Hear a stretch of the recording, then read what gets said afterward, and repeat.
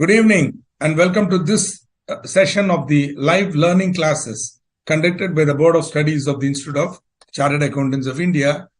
Over the last two sessions, we have been discussing the various provisions relating to management and administration, right? Now, so before I begin today's session and start with quorum, you see, we have to commence at quorum. Yesterday, we were seeing the various rules related to meetings. We saw notice, then we saw business, then we saw quorum, and we saw what happens if quorum is not present, etc. In the meantime, I would just having a look at who's here. We have Aisha, Darshan, of course, and Rajini, and Diksha, Keshav, Rishita Sharma, Bhumika is here. Thank you. So some of you have greeted me on Teachers' Day. Yeah, today, the 5th of September, is the birthday of Dr. Sarvapalli Radhakrishnan. I don't know how many of you would know that. It is celebrated as Teachers' Day because he was, I think, the first president of the Institute of India, Dr. Sarvapalli Radhakrishnan, and he was a great teacher. And so I salute all the teachers along with you. I salute all the teachers, not just teachers of professional institutes, but every kind of teacher, including my grandfather, Mr. P.S. Venkatesan, who was a school teacher. Okay. Recently, when I was in a spiritual retreat in Sirvani, I met a gentleman who was mentioning that he studied in such and such a school. Then I said, "You must be knowing my grandfather." He was so happy. He said, "I know your grandfather, who was my teacher in 8th standard. So teachers are remembered, and it's nice that you're greeting me on Teachers' Day. Thank you. So that's how it is. And let me also take this opportunity to salute my guru, Professor K.S. Anantaraman, who's no more, who passed away in 2014. Let me salute him and take his blessings, and on behalf of all of you, because whatever I'm teaching he is teaching. Okay, so let us also pray to him. So, Guru Brahma, Guru Vishnu, Guru Devo Maheshwara, Guru Sakshat Parabrahma, Tasmai Shri Gurave Namaha. Wonderful. Hey, some of you people are asking questions about May 24. It cannot be told by me. Alkaji, please. Yesterday also I told, don't waste my time, your time, asking me. Kindly send a mail or message or call up Board of Studies and find out. So sorry about that. I cannot tell you. Ask me any question on company law, I will tell you. Okay. That's good. Nice. Nilesh, welcome. And moving on, Mayurji, welcome. Thank you for your kind words. And so moving on. Today, see, boss, you know what? This topic is huge. I've already completed 2 days. And I'm yet to complete even half of it. And I'm shocked and I'm deeply worried. So, and the problem appears to be that I also speak a lot unnecessarily, as rightly pointed out by some of you in your mind.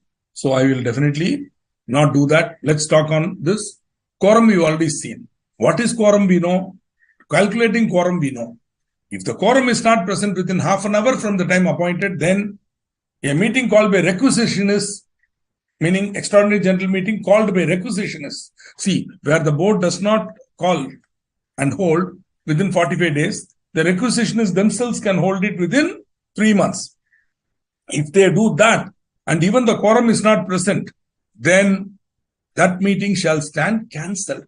Because there's no point in having that meeting. You guys, you want to have a meeting, you called it, and you are not even getting a quorum. Meaning, 5 fellows are not coming. So what? Your topic is useless. Don't waste my time. Go. Cancelled. In other cases, the meeting shall stand adjourned. Same time, same day, same place in the next week. Or if that day is, same time, same day, same place next week. Even if it is a national holiday, it can be held. Please note, normally an annual general meeting cannot be held on a national holiday.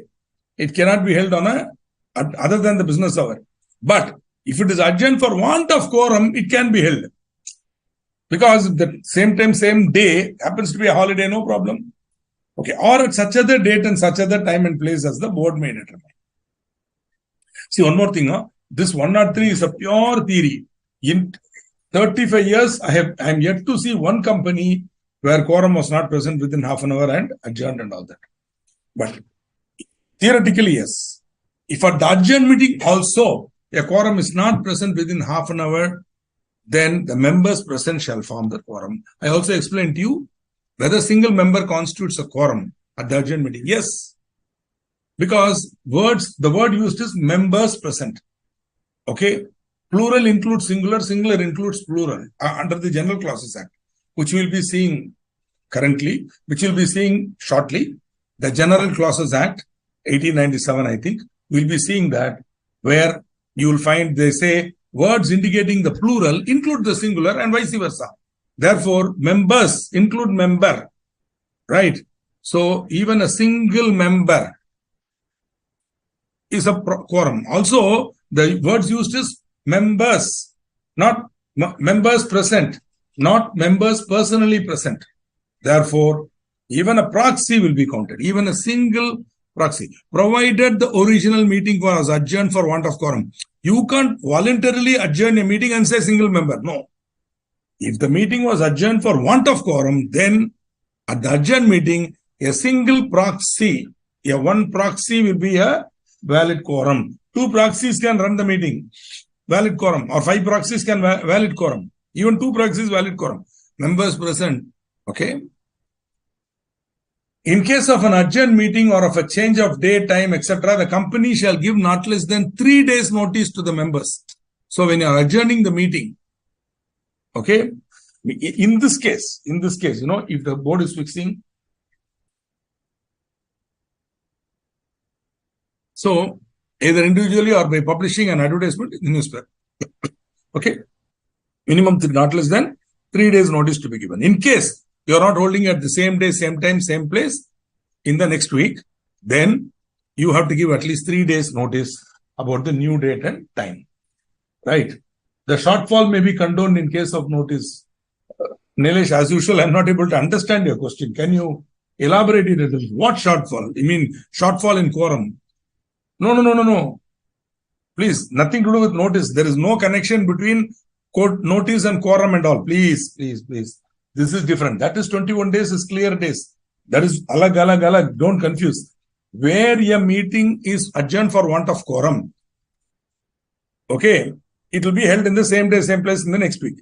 In case the board is determining some other date or time, that date or time you should give notice to the members within 3 days. Got it? Please don't confuse, Mr. Nilesh. Very clearly mentioning, just listen to me. You will never have any confusion. Only when you don't listen and you keep thinking of questions, you will have confusion. Okay, Secretarial Standard 2. Now, as I told you, these company secretaries have created many standards and called it Secretarial Standard and all. Okay, now this is a mandatory standard. That means it is actually applicable, compulsorily applicable. Okay, so, chalo, what does it say? Quorum shall be present throughout the meeting. Yeah, that is not only at the time of commencement of the meeting, but also while transacting the business.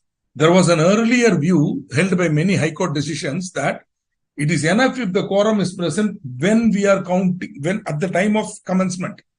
So long as the quorum was present at the time of commencement, you need not see quorum for every item of agenda. So now that secretarial standard, they are saying, no. It should be present not only at the time of commencement, but also while transacting business. So every item of agenda, quorum should be present. So if that is not present, gone. Okay, so quorum shall be present throughout the meeting. See, there was a differing view. Some people, puristic view was it should be present throughout the meeting. But many high courts have held that even if it is not present during the meeting is okay, so long as it is present at the time of commencement of. But now the secretarial standard says no. Quorum shall be present throughout the meeting. It is mandatory standard, compulsorily applicable.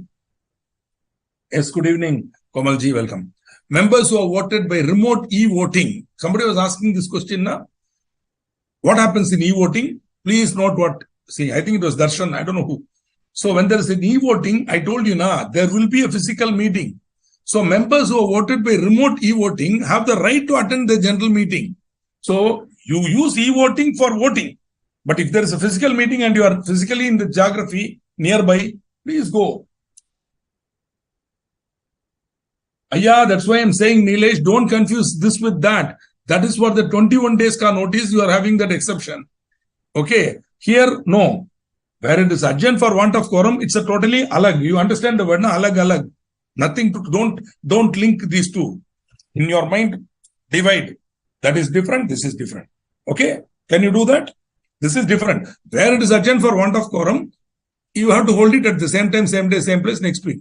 If the board doesn't do it and has some other day, for that day, not less than 3 days notice has to be given. That is all. Can you do this? Can you keep it separate? Okay. I appreciate your question, but somewhere you have to alag. That 95% is for 21 days notice. Normal notice being given by the company first time. At that time, 21 clear days. Now, if you want to overcome that, all that 95, all that stuff. Not for this. This has nothing to do with that. Okay. Okay, you had a doubt, you asked it, I have clarified. Members who are voted by remote e-voting have the right to attend the general meeting, and accordingly we said. Somebody was asking, whenever there is e-voting, please note, the e-voting is only for voting. There will be a regular meeting where he can attend physically, for which if he attends, he will be counted for the purpose of quorum. You cannot say, no, you voted. Why are you coming for the Jangri? No. If you are giving Jangri, you have to give him also. Okay, he's come all the way, come on, let's do something. But voting he can't do again. If he's already done e-voting, anyway he can't, because those who come will be given booths to go and vote, where they can go and electronic vote. When this fellow goes and presses, they say, hey fool, you already voted, get out. So he can't vote anyway. The system will prevent him. But he can attend physically and he will be counted for the quorum. A member who is not entitled to vote on any particular item of business, being a related party, if present, shall be counted for the purpose of quorum.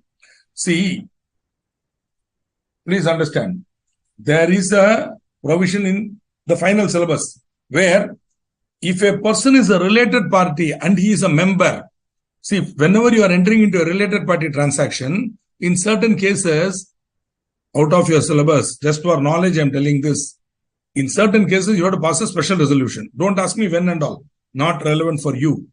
Maybe in auditing, you'll study, but in this subject, no need. Okay. So, where it goes at an above certain monetary ceiling limit, you have to pass a special resolution. Okay. While passing that resolution, that related party may be a member, na? He cannot vote. As per 188, he cannot vote. Even though he is not entitled to vote, he shall be counted for the purpose of quorum. For quorum, you can include, but he cannot vote on that matter. Means, when the item is taken up, no voting. If his vote will not be valid. Because he is a related party, so no vote. This is the peculiarity of the new law. Because, see, my humble view is, only in the director's meeting, he cannot vote. That is fair. When he is interested, he cannot vote. But here they are saying, if he is related, then even in the general meeting, as a member, he cannot vote. Okay, like that. Agreed. But even though he cannot vote, he shall be counted for the purpose of quorum. The stipulation regarding the presence of a quorum does not apply with respect to items of business transacted through postal ballot. Friends, postal ballot is simple. Sitting at home, fellow is going to, send his view. How quorum will be relevant? Because quorum is there only when there is a physical meeting. People have to come. Only then they can start. So, in the case of the whole point of postal ballot is to avoid the strain of coming all the way to the meeting physically. Therefore, similarly for postal ballot, there is no proxy. Please understand. For postal ballot, there is no proxy. Because postal ballot, maximum what you can do, you can go to his house, sit in front of him, put the revolver on his forehead and say, vote. And then after he has voted, you close it, put it, and then you post it. That's all you can do. No question of proxy and all. See, many times what happens now when there are two groups and there is some fighting and they are going to pass some important resolution at the general meeting, there will be something called proxy hunting. They'll go take the addresses of all the shareholders, call them up and ask. They will appoint company secretary or advocates, young advocate, juniors. They'll call. We are calling on behalf of so-and-so. In case you're not coming for the meeting, don't worry. Kindly give us the proxy. So they will go with the proxy form. We'll see what is the proxy. They'll get it signed and then at that meeting, they will be using these proxies to vote. So they will have their own guys who will come as proxies who will vote, obviously for the rival groups. So there will be something called proxy hunting. Okay. But in postal ballot, all that you can, do not postal ballot, this guy himself can vote. Why proxy? Abe Limited has 2,300 members. And the annual general meeting of the company is to be held on 23rd February 2019 at 10:30 a.m. On the day of the meeting, 18 members were personally present by 11 a.m. within half an hour. And the chairman proceeded with the meeting. There were 5 items of special business to be discussed. And by 2:30 p.m., agenda 1 to 3 had been discussed. See, my God, they start at 11 a.m. till 2:30 p.m. They are only done 3 items. And appropriate result. However, due to some emergency, 4 of the members are to leave around 3 p.m. The chairman granted them the permission and proceeded to discuss 4 and 5 and pass resolutions, etc. Comment whether the meeting is properly convened meeting, or I should say properly constituted meeting as per the provisions of section 103. What is the quorum for this meeting? I will take your answer to see whether you are remembering the provision for quorum. What is the quorum for this meeting? 2,300 members. 18 members personally present. 1/8. Is there a quorum? Let us see what is the quorum. Not more than 1,000 but up to 5,000. No? More than 1,000 but up to 5,000. What is the number? 15 members personally present. So 2,300. More than 1,000, less than 5,000. So 2,300. So we need 15 members personally. Whereas we have 18 members. Now what happened? For item 5, 4 and 5, what happened? 4 fellows went away. So 18 minus 4. Am I correct? 18 minus 4. 14. 14, no. According to the Institute of Company Secretaries standard, okay, which is a mandatory standard, quorum shall be present throughout the meeting. So quorum was not present for 4 and 5. Therefore, to that extent, those 2 items of agenda are not valid. Correct. Darshan gives the correct answer. Mayur also gives. Bhumika is giving. I'm so happy. Jenny is excellent. Now, what you should appreciate is, though quorum was present at the beginning of the meeting, it was not present throughout the meeting. Because when these 4 fellows walked away at 3 p.m., sorry, thereafter whatever was done, not valid. So what the chairman should have done? Intelligently, he should have adjourned the meeting. He should have adjourned the meeting, and adjourn meeting, if the quorum is present, they should proceed and meet. Adjourn not for want of quorum. Hello, no. When all of them are present, he would have said, hey, you guys want to leave? Then gentlemen, I think the quorum will not be present for 4 and 5. So let us not do it today. Let us go home, enjoy ourselves. We'll meet again, whatever time he fixes. When we will take up 4 and 5. All of you come like that. So on that day, some more fellows can also come. We will see that for adjournment. So ideally, this fellow should have adjourned. Instead, that idiot went on and he passed. Now it is invalid. This is why chartered accountant should be present to advise these fellows on company law. Correct. Mayur Gupta is beautifully putting the answer. Correctly, sir. Thank you, sir. Beautiful. Okay. Next ordinary general meeting of Bug Hunt Limited, an unlisted public company, was held on 15th March 2022 at 11 a.m. The company has 6,500 members. Around 11:30 a.m., about 12 members in person and about around 11:30 a.m. There is within half an hour. About 12 members in person and about 100 proxies have come. Now, the proxies claim that the meeting has a valid quorum. Yeah, Keshav, beautifully written answer. Correct. You also quote that so-called secretarial standard. So, because it's the Institute of Company Secretary has given now one standard. So, quote it. Okay. Now, so here 6,500 members. There is more than 5,000. How many members were for quorum? More than 5,000. 30 members. Whereas, how many do we have here? Bug Hunt. We have only 12. I need 30. So I need another 18 people more, no? Where are they? Not there. But 100 proxies have come. Now the proxies are claiming that the meeting is a valid quorum and demand the chairman. Chairman refuses. Who is correct? Chairman is correct. Quorum is not present. Okay. Okay.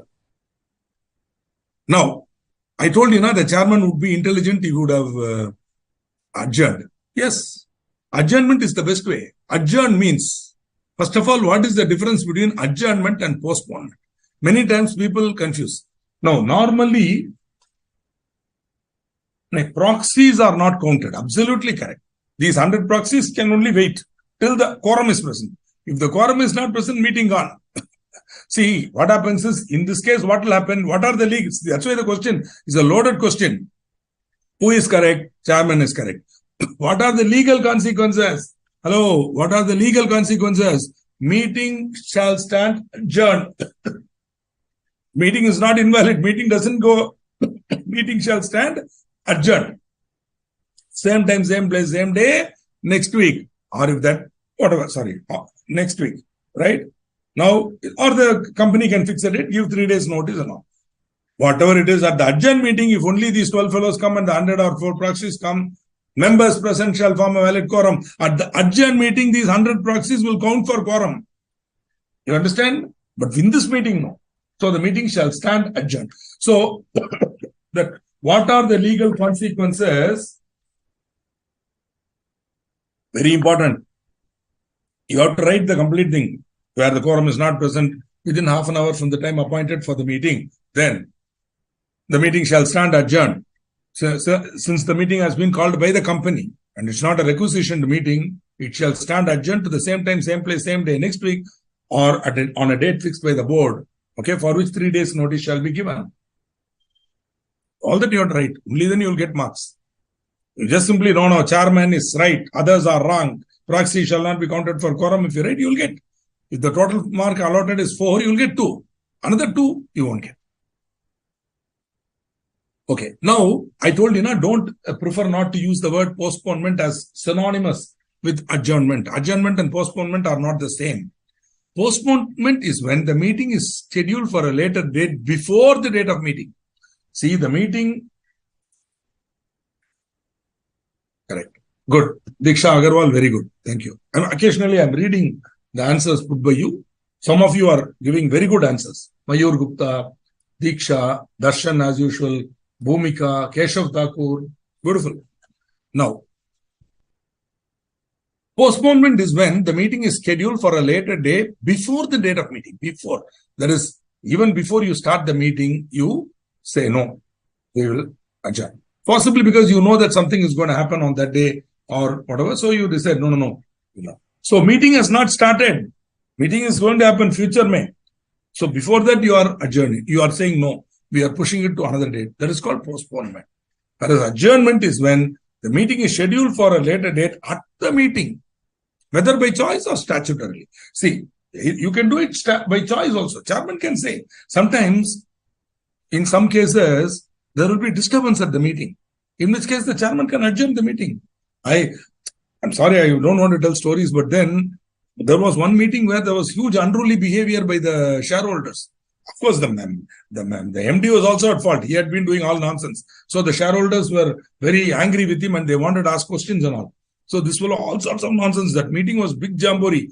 And that the chairman was wearing a tie. All of us are sitting on the dais, wearing tie and all that. And this chairman was also wearing a tie. One of the shareholders, he jumped onto the dais and pulled the chairman by the tie. So immediately I was wearing a tie. I removed my tie and put it in my pocket.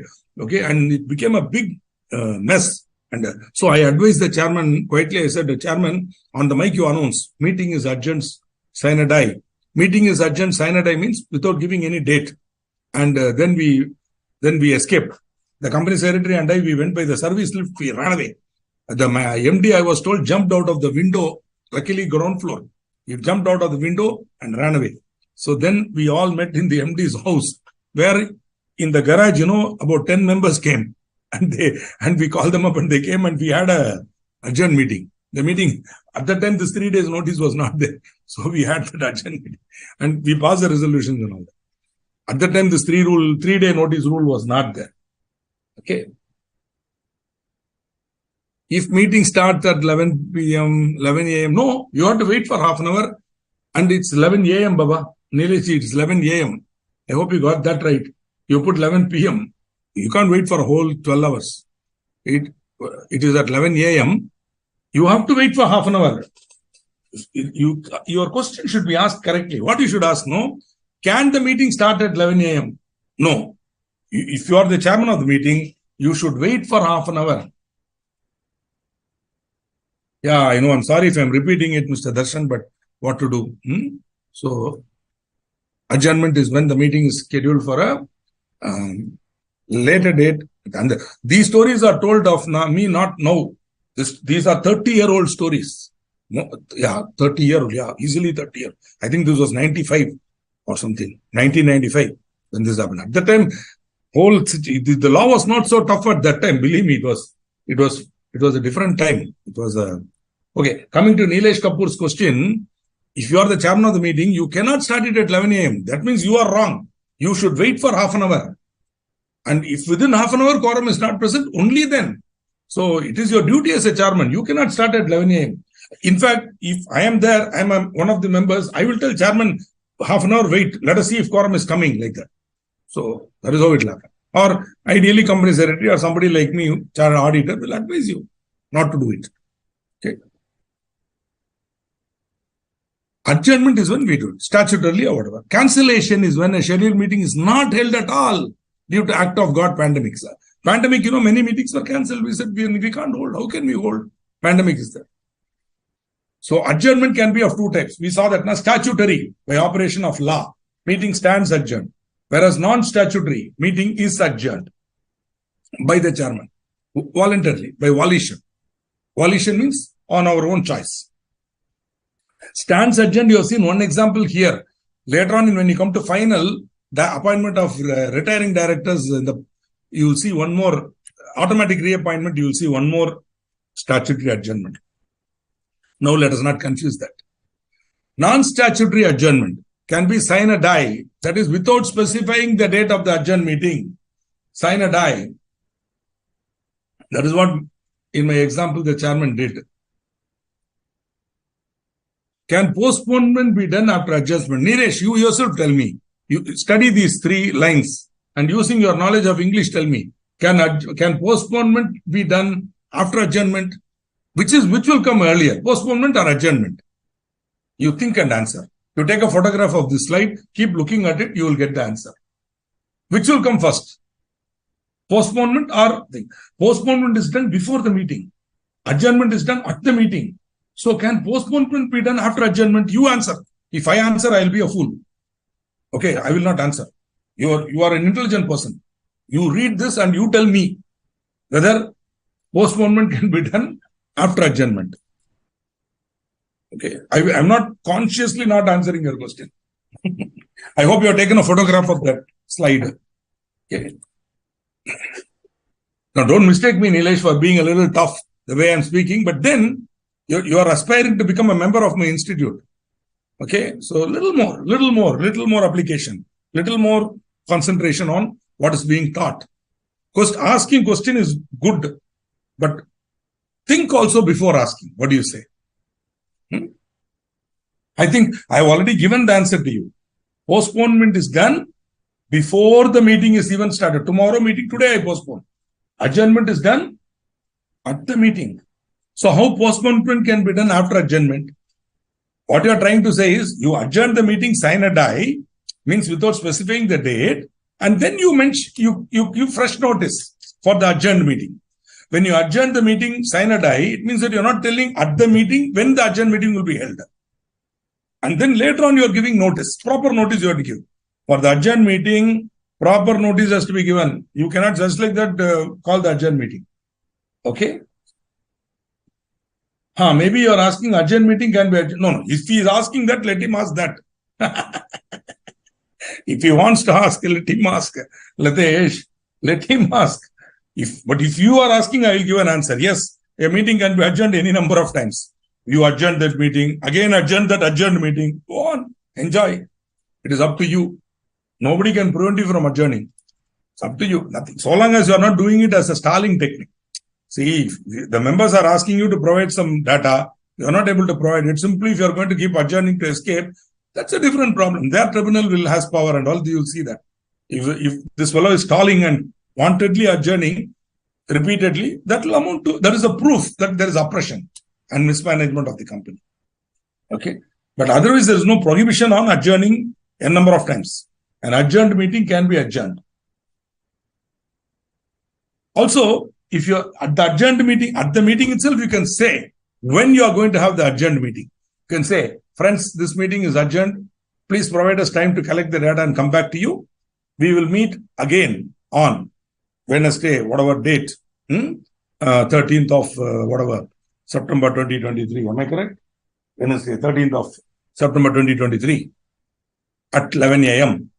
So that is thing. So you got the answer, no, Nilesh. Adjourned meeting can be adjourned. Then you ask like that, na? What do you say, Nilesh? When you want to ask something, ask that. Don't make me guess what you are asking, and or Latesh should give you. Latesh should not have to write corner notes for you. Huh? Sine die is a Latin term, Darshan. Sine die means without date or without specifying the date. Sine or san. Sine in Latin, sa in French, as you know, mean without. So, sine die, without. Die is date. Sine die is date. Okay. Ayya, Bhumika, yes, you do anything you want. You call meeting, you adjourn, sine die, giving date. Then that adjourn meeting you postpone. Enjoy. Not everything can be done with whatever you want to do. Other than holding meeting, you want to do everything, huh? Adjourn it. You have a meeting, adjourn it, again adjourn it. That second time adjourn meeting, you postpone it. Huh? Keep on doing it.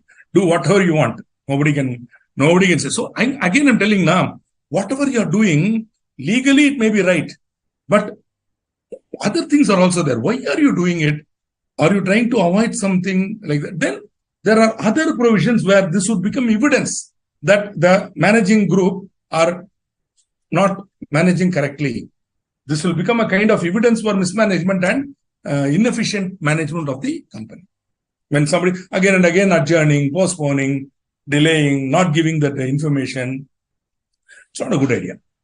Call a meeting, hold. See, maximum adjournment can be done for simple reasons like, as I told you now, some sudden emergency, whatever, or some genuinely you want to collect some data and come back. In which case you adjourn it, and at the adjourn meeting, come and give them the data. Or else you stand up and fold your arms and say, sorry, we have made a mistake. What I told is wrong. The accounts are wrong. Okay, whatever is told in the accounts is wrong. This is the correct question. Let it be so minuted. That is all. Instead of stalling and wasting time, you should do that. But to answer question, yes, it is possible to postpone the adjourn meeting. Yes, why not? I hope you are all clear. Postponement happens before the meeting. Adjournment happens at the meeting. Maybe this is what our friend Nilesh Kapoor wanted to ask. I adjourn a meeting. Can I adjourn that postpone? Can I postpone that adjourn meeting? Yes, you can. Do whatever you want. Enjoy yourself. So long as you understand the law. Okay. Within the framework of the law, you do anything you want.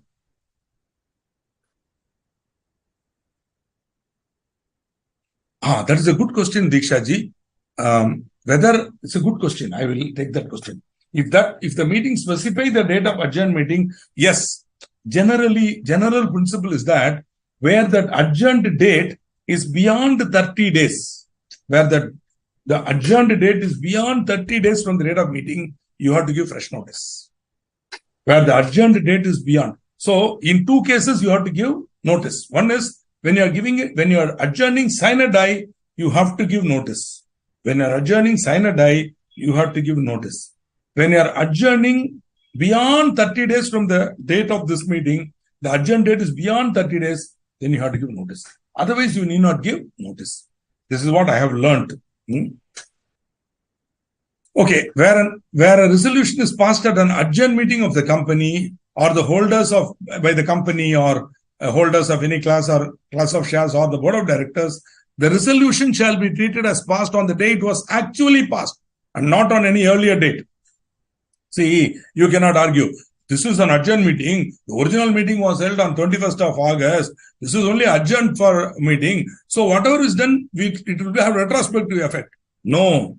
When the date on which you pass the resolution will be treated as the date of resolution, not the earlier date. I think this is clear. Huh? Now we move on to another very interesting topic, proxy. I already mentioned this term many times, so I'm sure you are aware of what it is. Proxy is a person who attends any general meeting of a company on behalf of a member. So member has to attend in person, but due to many reasons, he is not able to come. Therefore, he can authorize a person to attend on his behalf. So technically, proxy is the agent of the member. Got it? Proxy is the agent of the member. Okay.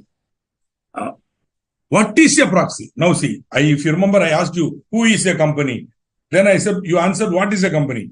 Similarly, now I'm asking, who is a proxy? Proxy is a person who attends on behalf of the member. What is a proxy? That the word proxy is also used for the instrument or document, the authorization letter by which the proxy is authorized. That is also called proxy. Okay. So that paper is also called proxy. Okay. Okay, and we'll see that also. By the member to attend any general meeting, the instrument by which I appoint the proxy is called proxy. Now, member who attends himself is said to attend in person or is personally present. But when a proxy attends, the member is said to attend through proxy. Friends, I hope you got the point. The proxy is not attending. Member is attending through proxy. I hope this distinction is very important. Because but proxy has no business to attend my meeting. I already explained. Now, proxy is like, he is not connected with me, mom. He is attending on behalf. I gave that family example now. Proxy is not a family member. He is merely coming as a representative. That family member is attending through the proxy. Proxy simply choked. Don't waste my time. Proxy can do only one thing. You know what? Vote on a poll, that too. Proxy, you already saw, na, proxy will not be counted for quorum. Now, this is very important. And any member of a company entitled to attend and vote at a meeting of the company shall be entitled to appoint another person as a proxy. Okay, proxy need not be a member. Okay, you cannot be anybody unless the articles of the company provide otherwise. Okay, the above provision shall not apply in the case of a company not having a share capital. For a company not having share capital, you can say, no, members should attend in person.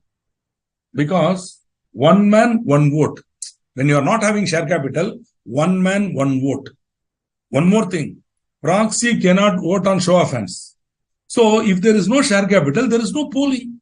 If there is no poll, why proxy? Even if the proxy comes, what he will do? He will eat jangri and go, that's all. Because there is no poll. And voting by show of hands, this fellow cannot vote. Proxy cannot vote on show of hands. Okay? The central government may prescribe a class or classes of companies whose members shall not be entitled to appoint another person as a proxy. Some in fitting cases, they might. As of now, they have not. The form of appointing a proxy shall be in the form MGT 11. The instrument appointing the proxy shall be in writing, signed by the appointer or his attorney. Meaning, that, for example, Mr. A might have gone abroad. While going abroad, he might have given general power of attorney to his brother. General power of attorney to his brother. That power of attorney would be registered with the company, or it can be sent along with the proxy. But whatever it is, A is not in India. B is his power of attorney in India. So this power of attorney can sign the proxy on behalf of the member, proxy form. Based on that, the proxy will attend. Nothing wrong. Because the power of attorney represents so the power of attorney can sign. Okay. Because he's having general power of attorney, he can sign. Some of you will see a small exception to a rule that you studied in agency. Anybody remembers what that rule is? Power of attorney is an agent. Am I correct? Now he is appointing a proxy. Normally, can an agent appoint a sub-agent? If you have already studied Contract Act, you would have studied agency, contract of agency. So you might be aware of what I'm talking about. If you don't, no problem. Normally, agent cannot appoint another agent. That is delegatus non potest delegare. Delegatus non potest delegare. A delegatee cannot in turn delegate. Okay, is what it says. But here it is okay. They are permitting you. Statutorily, they are saying the power of attorney can sign. And he can appoint a proxy. If the appointer is a body corporate, then it should be signed by an officer or an attorney duly authorized by it. So the company company cannot sign.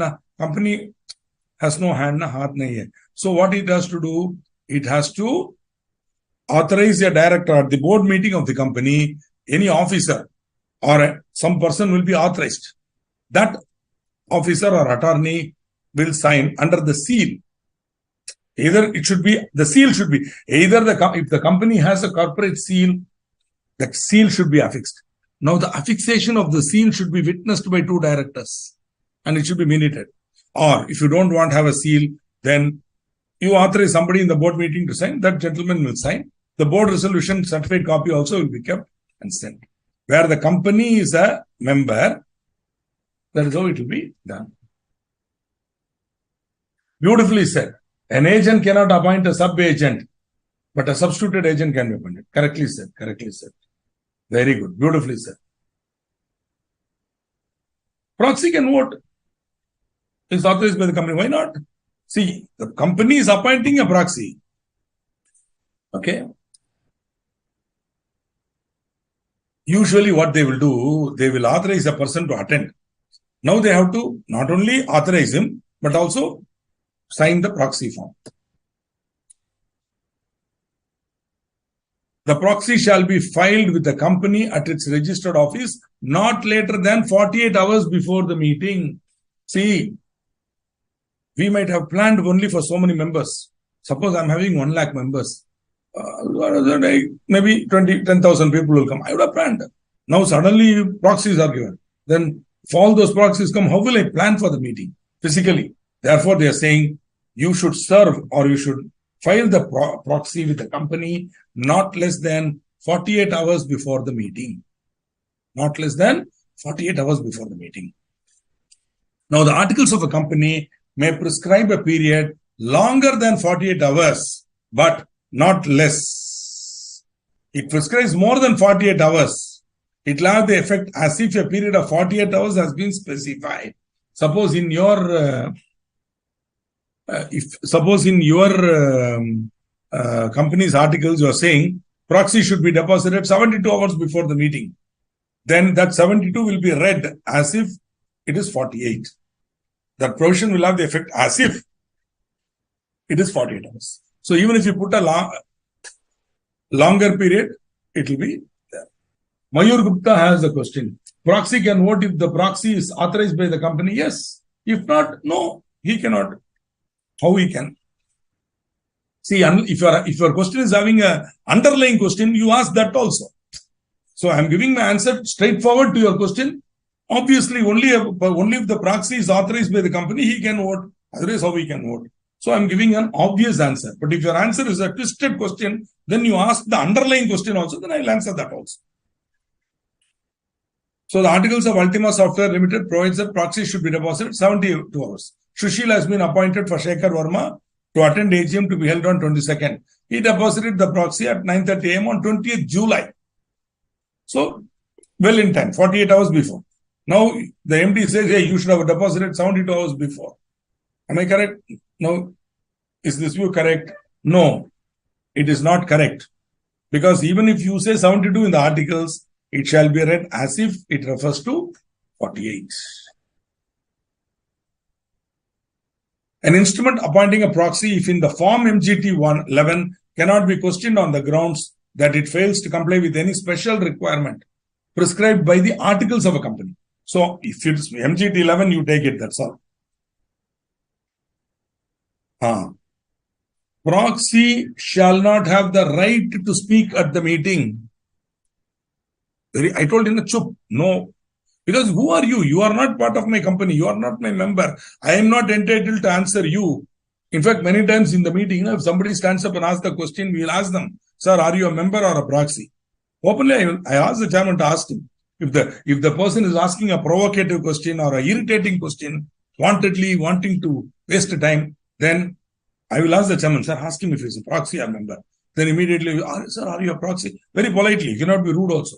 He says, no, I am a proxy. Then sir, kindly don't mistake me. Proxy shall not have the right to speak at the meeting. Please sit down. Okay? He has to keep quiet and sit down because there is a law. Also, proxy cannot vote except on a poll. That is, proxy cannot vote on show of hands. See, normally, we will be seeing it a little later. When the meeting is starting now, any resolution is put to vote, the voting will be by show of hands. Initially by show of hands. But if the show of hands is not accepted, then anyone we will be seeing that. Who can demand a poll, we will see. Proxy can demand a poll. For counting the number of members eligible to demand a poll, member attending through proxy also will be counted. So proxy can demand a poll and he can vote on a poll. What is a poll? We'll be seeing it very shortly. That is, poll is where one share, one vote. So they'll give you I'll explain to you. We'll be coming to polling very shortly. Should the proxy be a member? No, a proxy need not be a member. Okay. Now, exception. Member of a company registered under Section 8 shall not be entitled to appoint any person other than his proxy as a proxy unless such other person is also a member. Only Section 8. Obviously, you can see the reasoning now. Section 8 company is meant for doing some good to society. There, why should you have proxy?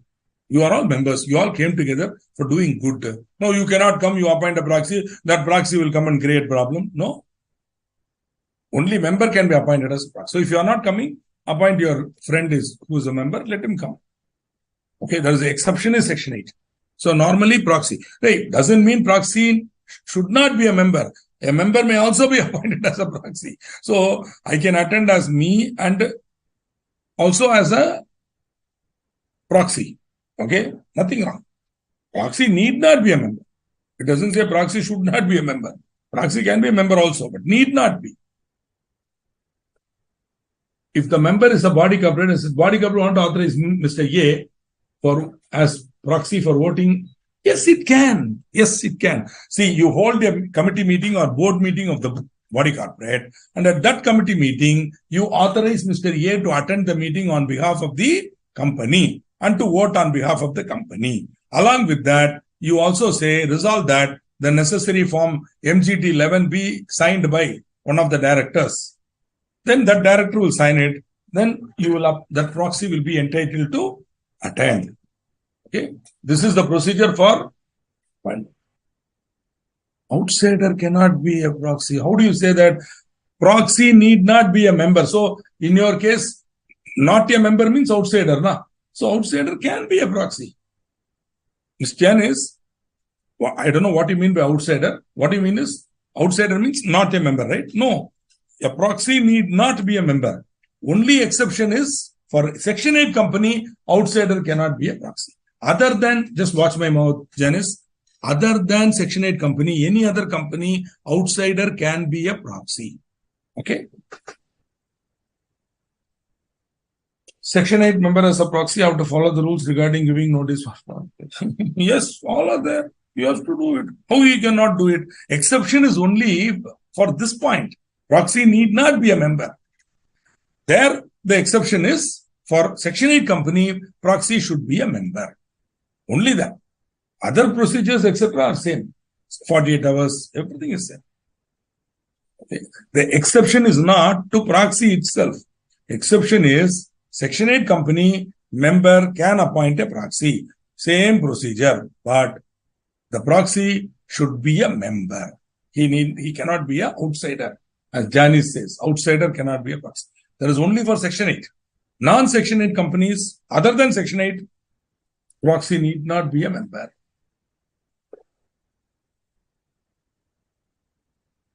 Yeah, why not? If a member is appointed as a proxy of another member, then in poll he is entitled to vote as himself. And yeah, see, boss, I'll be having 2 registered folios. Yeah, So I'll be getting 2 polling sheets. Why only 2? I can take for more than 2 also. Okay. I will vote, but there's a restriction on that. You will see. But the point here is, I can vote. I'll get 2 polling sheets. I have 2 hands. I'm at both hands. I'll sign and vote. What is that? Okay. You can vote. Now comes the question. Can a person be a proxy for more than 1 member? So your real question should be, I am a member. For how many members can I be a proxy? Or a proxy can be a proxy for how many members? A person can act as proxy on behalf of not exceeding 50 members. So your one darshan can come as darshan plus 50. 51 registered folios you can control. Are you able to understand? You can control 51 registered folios. Means 51 members registered folio. So for 51, 50. Okay, 50 members. Okay, that is not exceeding 50 members holding in the aggregate not more than 10% of the total share capital of the company carrying voting rights. So together this 50 members share capital should not exceed 10% of the total share capital of the company carrying voting rights. Okay, so there's a double restriction. 50 members, those 50 members value, paid up value of the share should not be more than 10% of the total share capital of the company. Now, a member holding more than 10% of the total share capital of the company carrying voting rights may appoint a single person as proxy. Such person shall not act as proxy for any other person or shareholder. So, if Mr. A is holding 12% of the total share capital, then he can appoint a single person as proxy. But that single person who is controlling now more than 10% cannot act as proxy for any other person. See, all this is to prevent proxy hunting.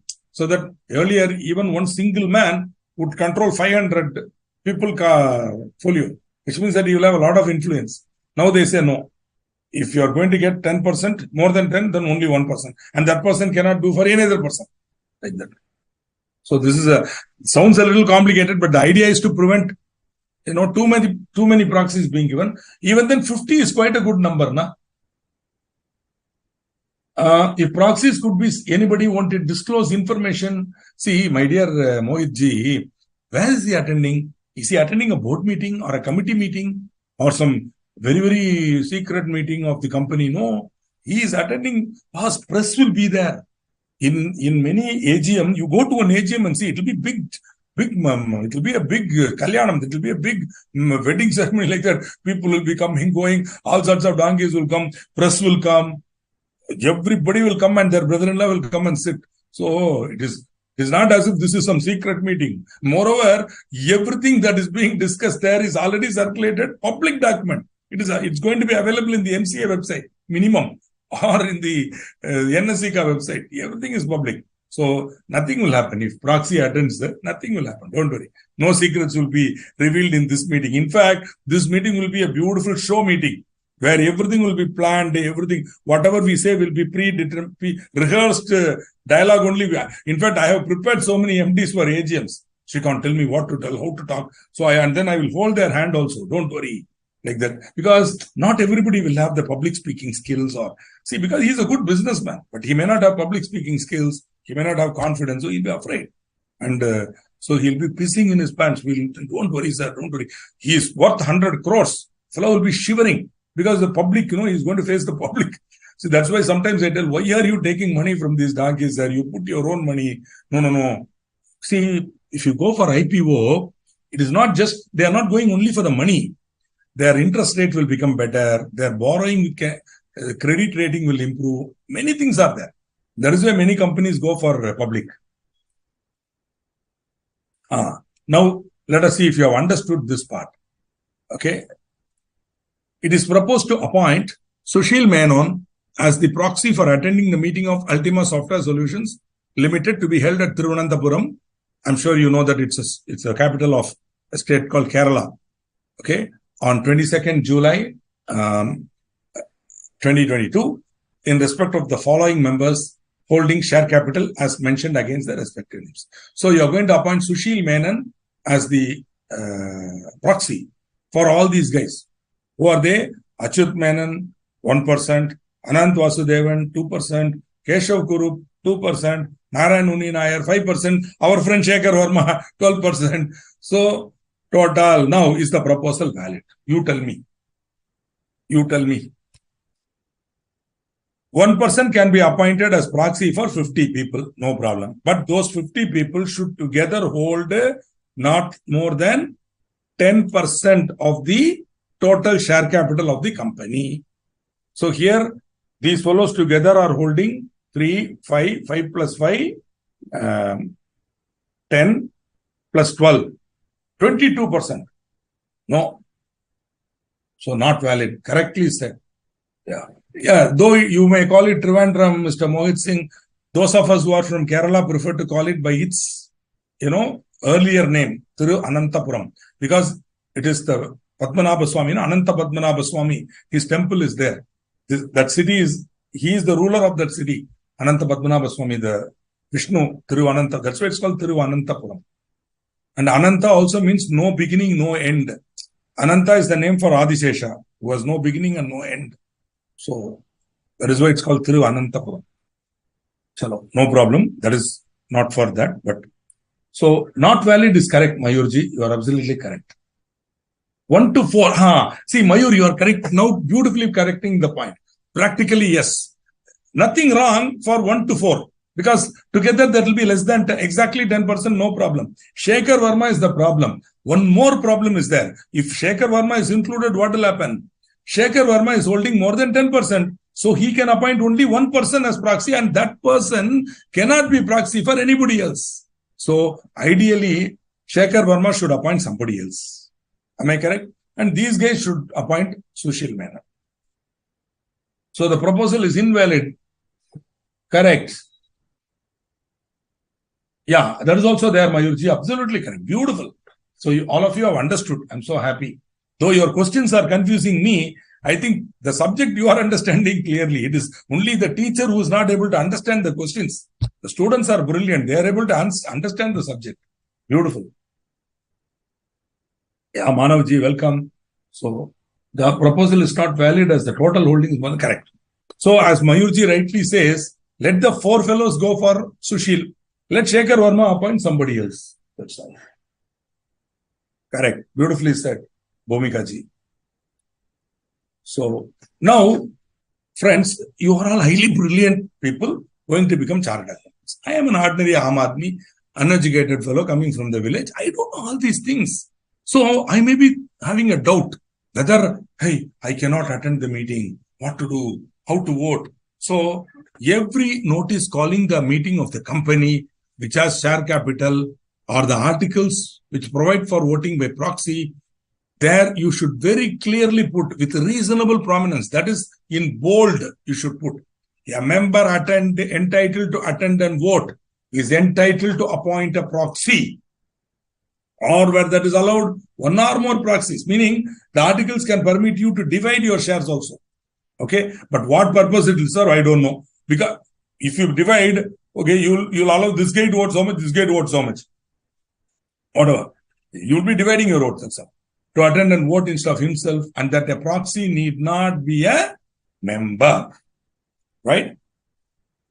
This should be very clearly told. Proxy need not be a member. If default is made in complying, then every officer of the company whose default shall be liable to a penalty of 5,000 rupees. So, invariably, when you are drafting the notice, in the notes, you clearly put this bold.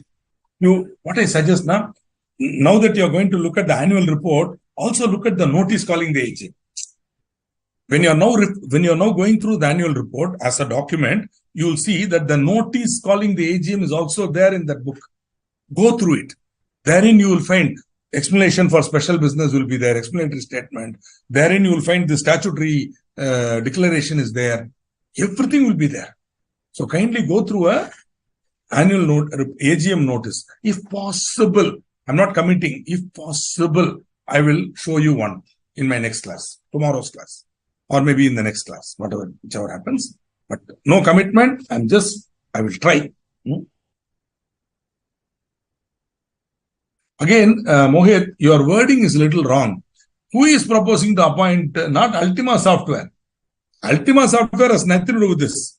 It is these 5 guys who are saying, I will appoint Sushil Menon. Maybe they all are having drinks in the evening, and then these fellows say, hey, you know what, that Ultima Software meeting, I don't think I can go. I got some work. Okay, know what to do. Hey, Sushil, you go. So now, they are deciding. It is the members who decide to appoint.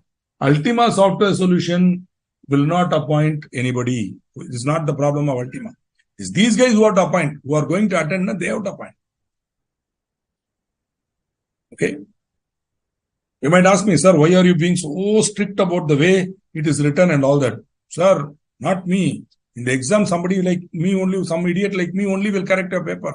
He'll be looking for all these small things to take away 1 mark for you. Be careful. That is what I'm saying. Okay, so this is over. Now, inspection of proxy. See, sometimes some forgery might be there, fraud might be there. So every member entitled to attend a meeting shall be entitled to inspect the proxies. Check it up. In fact, he can even compare it with the specimen signatures which are available with the company. And such inspection may be done during the period beginning 24 hours before the time fixed for the commencement of the meeting and ending with the conclusion of the meeting at any time. So 24 hours before you can come and say, what are all the proxies? Show me, I want to see. Okay. And if you want to do such an inspection, then you have to give not less than 3 days notice in writing of the intention to inspect. So if you have decided, hey, I have a doubt at this meeting, some forgery is going to do, these fellows are going to do some nonsense, I want to inspect the proxy, then you can do that during the period beginning 24 hours before the meeting. But to do that inspection, you have to give not less than 3 days notice in writing, right? So you cannot, the company cannot issue invitations to appoint a proxy, a person or one of the number of persons specified in the invitations and all that. Company cannot do. That is prohibited. Okay. If any officer of the company issues invitation, then he shall be liable to a penalty. That is why I said company cannot get involved in proxy. Company cannot say, please. But what they can do is, they can provide a list of proxies. See, they can provide a list of persons willing to act as proxies. Okay, that is not wrong. You can say, hey, you want to appoint a proxy? Please go through this. That can be done. If you yourself send a letter, kindly, appoint a proxy for that form is enclosed and all. Company cannot do. Some other member can do, but company cannot do. If the company does it or any officer of the company does it, then that amounts to, it will amount to penalty of, just give me 1 minute. I just came out of that. One second.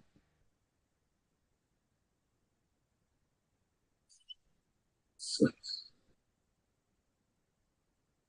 yeah, we'll go to the next one. Now, this is special provision where the central government or state government is a member of a company. Where the central government or state government is a member of a company, what happens? I'll just give me 1 minute while I log in again. Yeah. Very bad. Now, the central government or state government may be a member of a company. The shares will be held. The shares will be held in the name of the President of India or the governor of the respective state. Okay.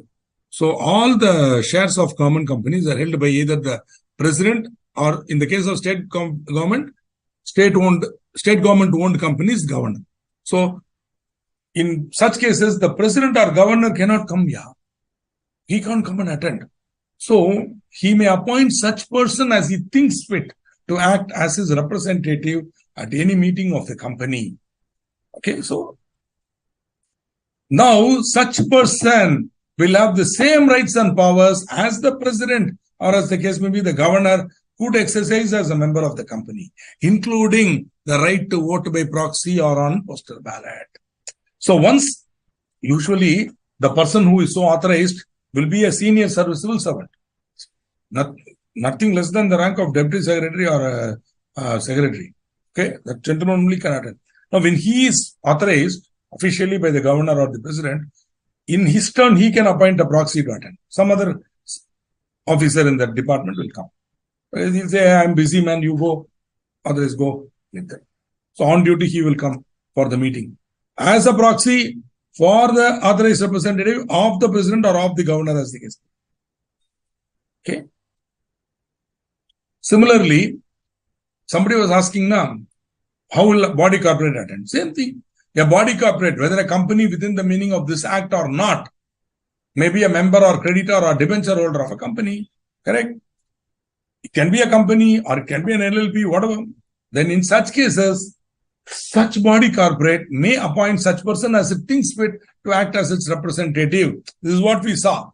You authorize that person, and such person will have the same rights and powers as the company could exercise, including the right to vote by proxy or on postal ballot. When somebody is attending on behalf of a body corporate, then he will have the right to appoint a proxy. Right? Now we come to very, very important. Why I say very, very important? Because all this fun of notice, quorum, proxy, blah, blah, blah, is for voting. Why are we all coming here for, see, this is not a marriage function or some other function here. It's a meeting of a company. So the main item of, see, when you go for a marriage, the main item would be Mangalya Dharanam. For that only you're going all the way there, not for eating. Similarly, when you go for Upanayam, the Brahmopadesam is the most important thing. For that only you're going all the way. So why are you coming for this meeting? For voting. So there are many, many methods of voting. Many, many methods of voting. Voting by show of hands. In fact, before that, in the Companies Act, only voting by show of hands. In Parliament, there is something called voice vote. Voice vote. In the British Parliament and in Indian Parliament, we have voice vote. That is, the chairman, the speaker will say, all those in favor say aye. So immediately, aye, one big sound will come. Then all those again say nay. Then immediately, then no. All the no. But if the voice of the aye is more, ayes win. Otherwise, no. That's that is done in British Parliament. But even that, the voice vote should be, it's called voice vote. The voice should be so powerful on A and no. So that anybody should be able to make out from the sound itself which is stronger. That the speaker will decide. But it's not very elegant. But in some cases it will work, because when it's obviously not possible. So we say Mr. A should become the Prime Minister. No. So straight away the no will be huge. So like that. So, but that is not there in the Companies Act. Companies Act, we have show of hands. Voting by show of hands. Means lifting your hand. When can that be possible? We'll see. Voting by show of hands. Once show of hands is not accepted by the members, voting on poll. On a poll, one share, one vote. On show of hands, obviously, one man, one vote. On a poll, one share, one vote. So everybody will be given a polling sheet wherein their registered folio number of shares will be there. Then each item of agenda that will be there. Then there will be a box voting for or against. So there will be two columns, for or against. So you have to put your X either in for or against. Then we'll be seeing that voting on poll. So simple procedure where scrutiny will be there. They will open, count, see how many. So if you are having 500 votes, then if you have voted for, then 500 votes for. Then finally everything will be counted and you will have your voting through electronic means. Meaning, instead of calling you for the meeting and giving you a polling sheet, we will give you an electronic polling sheet. Same polling sheet will be on the URL. So when you go through the link, you will enter the user ID and password which we give to you. You will go through the link. You will go there, log in with this user ID password. Then immediately the poll sheet will come in front of you. There again, you can go and submit each item for, submit, again, submit. So all that will be closed. So it will be. Then this complete electronic data will be controlled by the scrutineer. Then remember, for electronic means there will be a physical meeting also. At the physical meeting also, they will be voting through electronic booth. Then finally, that will be easy now. Electronic means matter of 1 second it will come now. There's no counting, because the computer is going to give you the result. So computer G will tell the votes for, against, passed or not. Chairman of the meeting will announce it. Okay. We'll be seeing all that procedure in a short while. Voting through postal ballot is different. For voting through postal ballot, please listen to me. For voting through postal ballot, there is no meeting. That is the whole point. You avoid holding a meeting. You circulate the resolution by post. Then people vote and send it back to you. You count it, declare. That's all, matter over. That is the most simplest way of doing it. Okay. But what I don't understand is, why are they having meeting for virtual? I don't know. Electronic means also you have the same thing. No. For that, there should be a meeting. Anyway, so voting by show of hands. This is the simplest form. At any general meeting, a resolution put to the vote of the meeting shall, unless a poll is demanded under section 109 or the voting is carried out electronically, be decided on show of hands. So think about it. Unless a poll is demanded, please, the minute the poll is demanded, voting by show of hands gone. Again, you have to take a poll. Whatever is announced, show of hands is not valid. Okay. So, a declaration by the chairman of the meeting of the passing of a resolution or otherwise by show of hands and an entry to the effect in the minutes shall be conclusive evidence of the fact of passing of such resolution or otherwise. Otherwise means passing. Otherwise means fail, not passed, defeated. Okay, that's what it means. So whatever decision taken by the thing would be conclusive. Yes, e-voting is done before the meeting. That is, they will give a cut-off time. Up to that time, you can go and do e-voting. After that, the e-voting facility will be locked. And then again, during the meeting, it will be kept open for half an hour, whatever. You can go and vote at the meeting. You have to go physically there and vote. Finally, everything will be closed. And at the meeting, the announcement will be made. Got it? For this, scrutineers and all will be there. It will be done. So, voting by show of hands is possible only when the number is less. See, 10 people, 20 people. The chairman should be able to visually control. Suppose there are 15,000 people sitting there or even 500 people sitting there. How can I count? Yeah. So, show of hands is for convenience. Where the number of members is less than 10 or 20, you can do it. Beyond that, it will fail. Also, they should have almost equal number of shares. Then only it makes sense. Suppose one guy is holding 60% of the share capital, remaining 10 donkeys are holding the balance 40%. They attend. Is this by show of hands, is it valid? Are they all equal? Is this fellow the same as them? No. When he is raising 60, so immediately he will say, hello, chairman, poll, go for poll. So once a poll is demanded, no voting by show of hands. When you can make a demand for poll? Before or on the declaration of the result of show of hands. Immediately you have to do. You can't wait for day after tomorrow and ask. No. You are there at the meeting. Chairman is going through show of hands. You are there. You are a proxy or you are a member. You are waiting declaration or before. Everybody raises the hand. You are seeing that. No. Immediately you can say, Mr. Chairman, I demand a poll. Now, who can demand? We'll see. Single member, whether he can demand, we'll see. But point is, a poll should be demanded before or on. On means immediately on declaration. Once the declaration of the result is done, immediately say, Chairman, this is not okay. I want a poll. The minute a poll is demanded by the requisite number of people, the chairman shall. The chairman may on his own motion. Suppose chairman is saying, let us have a show of hands. Raise your hand. Nobody is raising. They're saying poda like that. Then the chairman will say, hey, I'm irritated with you guys. You as well have a poll. So the chairman may on his own motion order a poll and shall do so. Are you able to see the use of the words may and shall here? Later on, when you come to interpretation, we will talk about may and shall. May means power. May means power and option. So the chairman may means he can do so, he may not do so. Shall is a duty. Once the word shall is used, there is no question of not doing. Shall do so on demand. Okay. So, shall do so shall is indicative of a duty. Okay. So, chairman cannot avoid. Once a poll is demanded, he cannot say, no, get out. I will not have poll. Like that. Sorry. Then what will happen? The proceedings will become invalid. Now, very important. Are you able to see there are many provisions with requisite number of members? We already saw one provision where requisitioned meeting. Now we are seeing another provision, which is demand for poll. Like that, there are one more provision we'll see, circulation of members' resolution. My suggestion, have a notebook where you sort of, or Excel spreadsheet, whatever, whichever is convenient for you, where you can see it simultaneously. So that compare and contrast, you'll remember better. There how much, 103 how much, here how much, sorry, 100 how much, here how much. You can try to compare and contrast.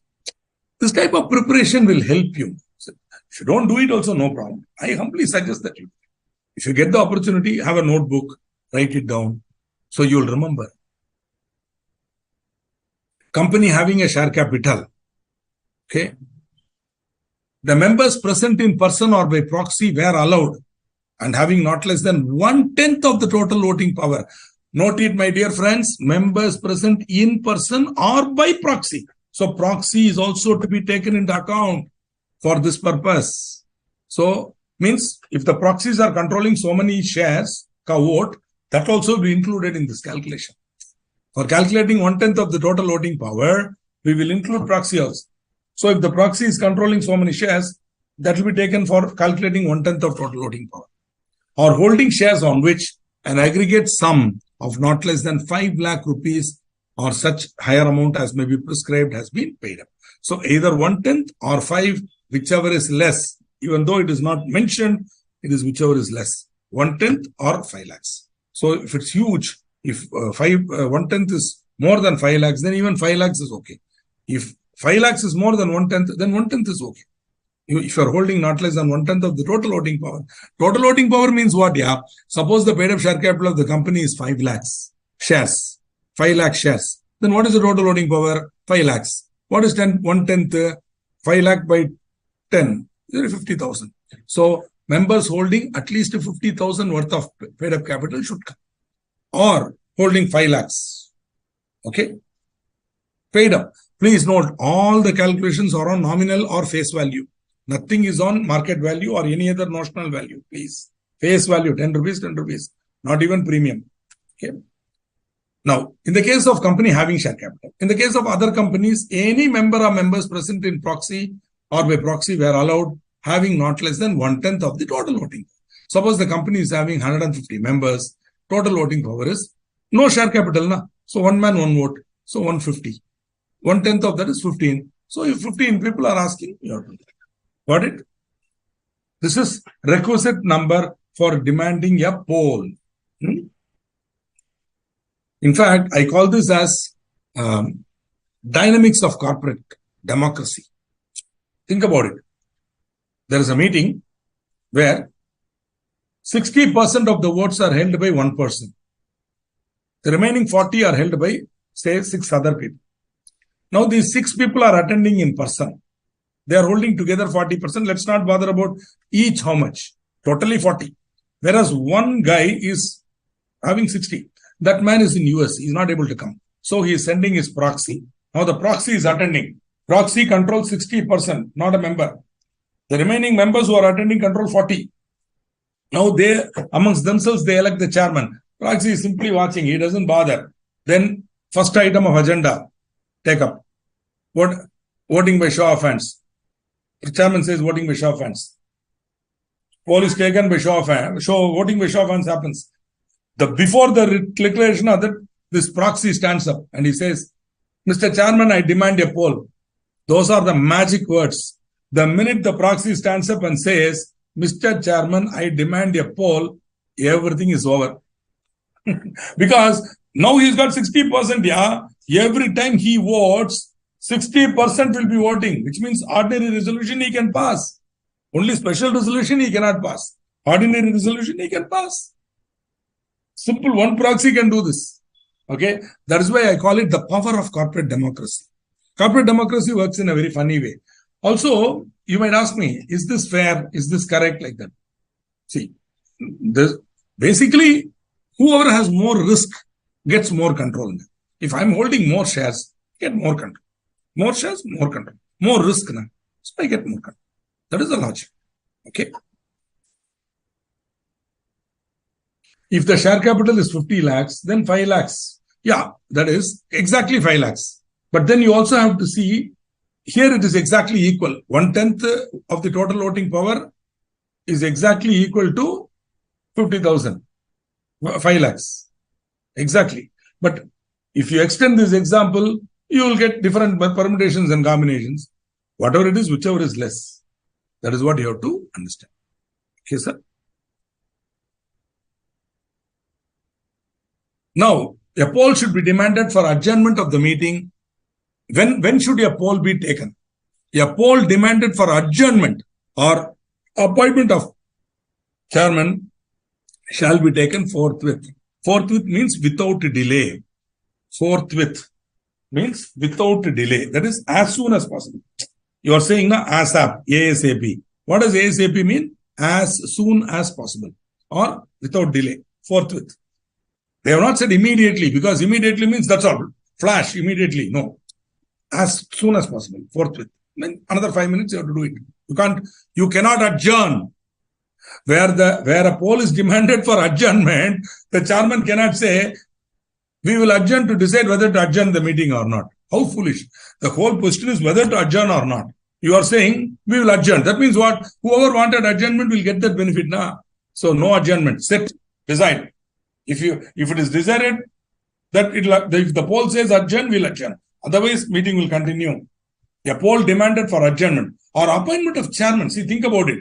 Chairman is appointed. Then one person says, I want, like in my example, the chairman cannot say, okay, we'll take this up in the meeting 30 days later. In the meantime, this fellow is extending his life now as chairman. No.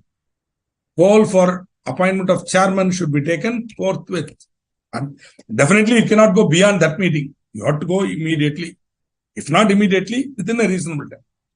A poll demanded on any question other than adjournment of the meeting or the appointment of chairman shall be taken at such time not being later than 48 hours from the time when the demand was made.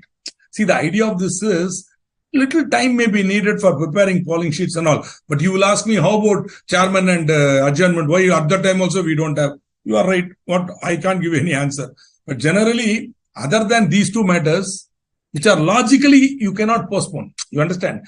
Poll for these two matters, if you postpone, it will amount to playing into the hands of the chairman and the other members. So, they are not allowing. Other than that, any other matter, you can, if you want to have a poll, then you can adjourn the meeting for taking the poll.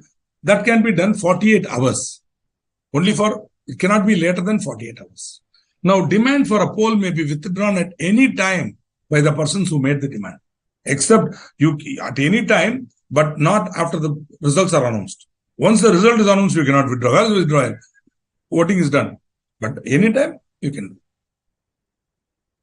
Now, we will see chairman of the meeting, right? Chairman. Chairman, please don't confuse chairman with MD. And that too, don't confuse chairman of the board with chairman of the meeting. Are you able to understand? The company can have a chairman who would be appointed. You'll be seeing it when you come to final. That chairman will be the chairman of the board. Whenever the board meeting happens, he'll be the chairman. But chairman of a general meeting need not be the chairman of the board. Though normally it will be, he need not be. Okay. The chairman of the meeting will be the person who manages and controls the meeting. He will be elected. He has complete authority on deciding on matters of decorum till the meeting is concluded. It's a very powerful position. Okay. And I might have mentioned this before, then I will not waste your time telling it. Darshan will get angry. But when I'm sitting in the chair, when I am conducting the meeting, it's a totally different thing. Many times, my Rotary Club or my Masonic Club, they will say, Srikanth, you come, you sit in the chair and you conduct the meeting, because they know less than me, if anybody is sitting there, these fellows will make nonsense. So once we take the gavel in the hand, we should control the meeting. Complete authority on deciding. Okay? Everybody should be, see, the role of the chairman is not to become a dictator, but to be democratic. Everybody should be given an opportunity to speak. Voting should happen. At the end of the vote, the result should be announced. That is all. Nothing else. My job over. Okay. Sometimes if I am the chairman and a member who is the chairman, I have a casting vote. That is my extra vote. We'll come to that later. That in the time of resolution, I can have a casting vote. There is my extra vote. Okay, I will vote as me, then I'll get one more vote as chairman. No problem. But by and large, my goal is to ensure that the meeting is conducted with decorum and the voting is done correctly by show of hands or poll and the results are announced. My job over, I'll go away. That's all. No, I said just joking when I said angry. Because sometimes, I may Buddha ho gaya na, keep on repeating same stories again and again. My wife generally gets angry. She says, you are repeating that story for the 100th time. So we have reached a stage in our life, we can change our wife, but not our stories. Okay. So the chairman has prima facie authority. Prima facie means on the face of it, at the beginning, he has power. No need for any support. If you say he is the chairman, then he has the authority to decide all questions about the conduct of the meeting. Okay. He must be strictly impartial. Any partiality will invalidate the proceedings. Okay. Now, the chairman of the meeting is elected by the meeting, initially by show of hands. Unless the articles of the company otherwise provide, the members personally present at the meeting. Please note, the members personally present at the meeting shall elect one of themselves to be the chairman thereof on a show of hands.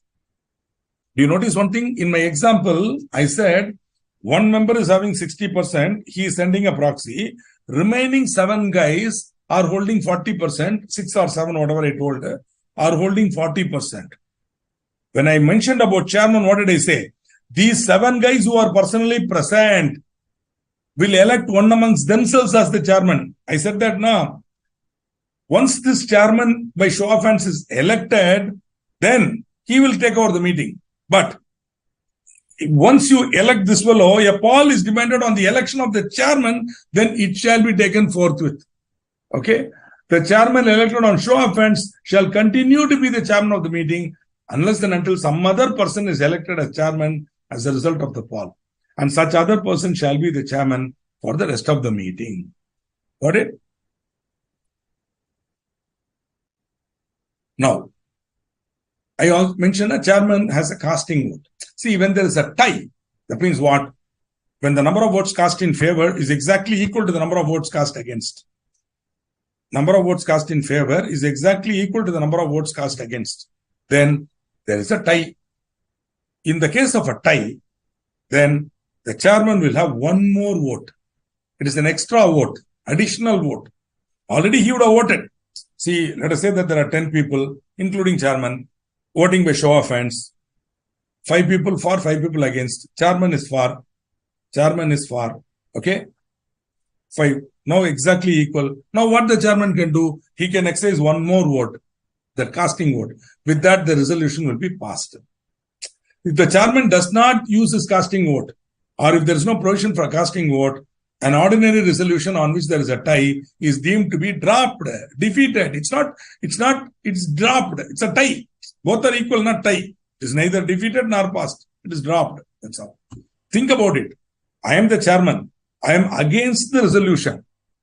I am the chairman. I am against the resolution. I have voted against. Tie. Now, will I exercise my casting vote? Will I exercise my casting vote? I am the chairman. I am against the matter. So I voted against. Now there's a tie. Now somebody says, Mr. Chairman, exercise your casting vote. I said, why the hell I will exercise?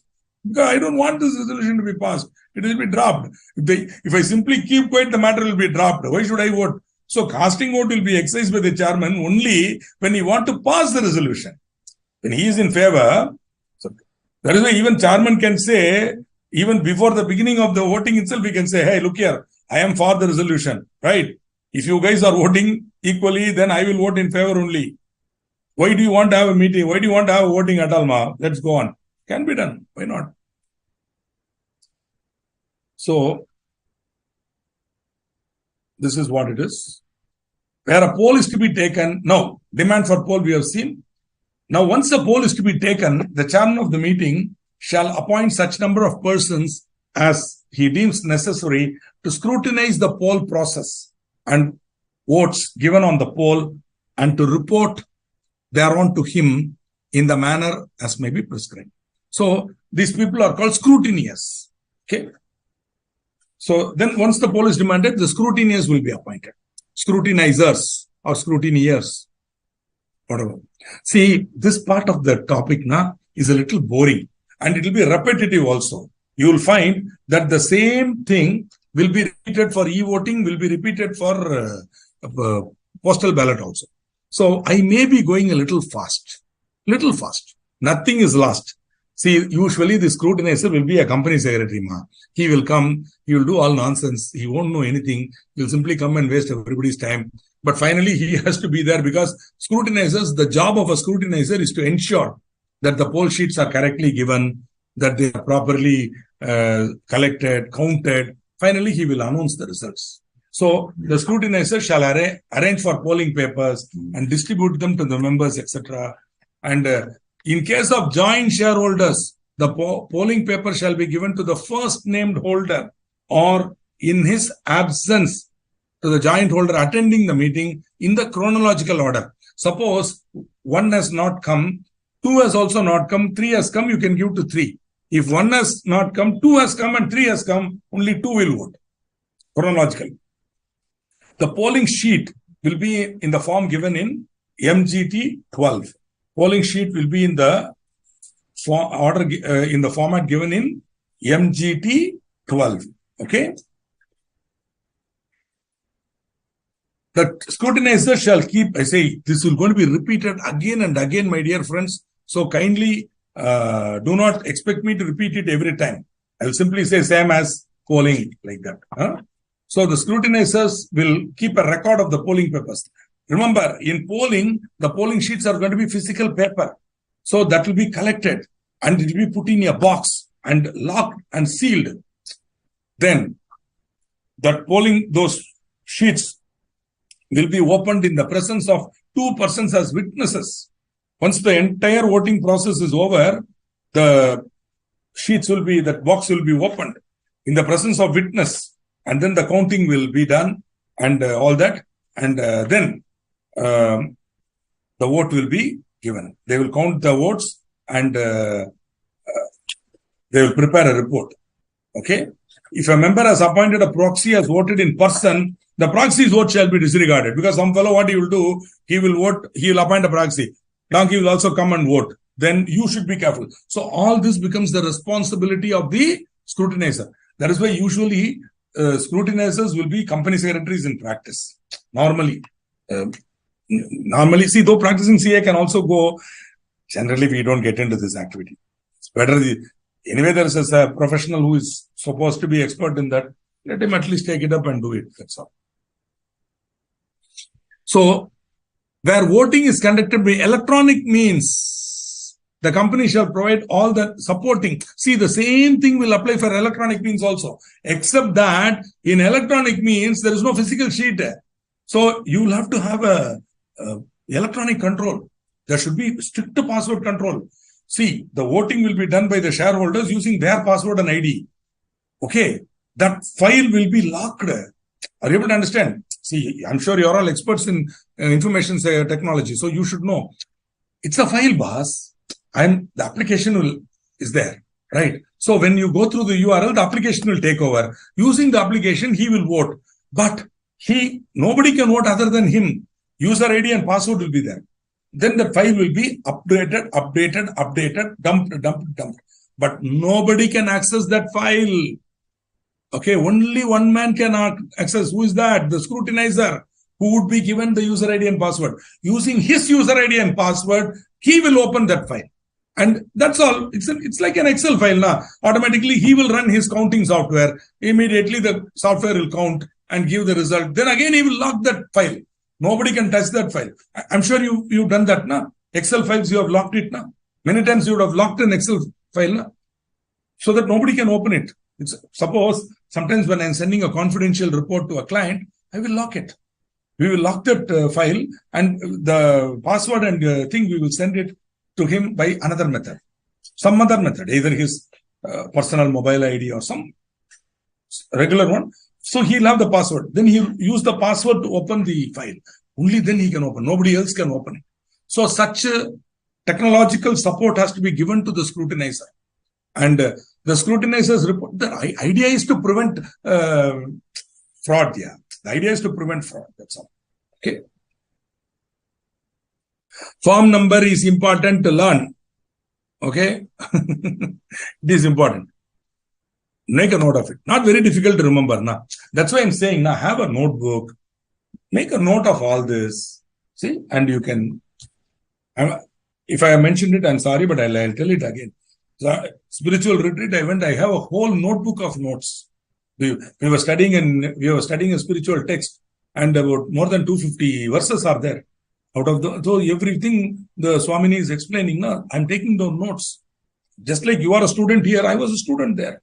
So when you are a student, intelligent student will take notes. Okay, clever students can ask questions, but intelligent student will take notes. I continuously take notes. The minute I get into student mode, whatever the faculty is telling, I will take notes. Why? Class. I may be sitting in a Masonic meeting or in a Rotary meeting or somewhere. Always I'll have a notebook with me. I'll be carrying a notebook and pen. Or if nothing, in my mobile, I'll be using my stylus to write on my mobile. Notes. Okay, please. So that these things you take down. As I'm telling you now, you take down MGT. So at the end of this topic, you'll have all the important forms in that page. All the important forms, etc. So that later on revision becomes easy. In one place, you'll have all the forms. So quickly the topic, you can think like that. It's not. In fact, my wife again has another complaint about me. She will say, when I am asking you a question, give me the answer. Why are you giving me elaborate bhashan? Why are you telling all sorts of nonsense? Did I ask you? Like that, my wife will ask me. Same thing, I'm sure you are also thinking. Don't forgive me, but again, na Buddha ho gaya na. So we keep talking. But you got the point na. Take notes. If the more you take notes, the more your independent thinking will develop.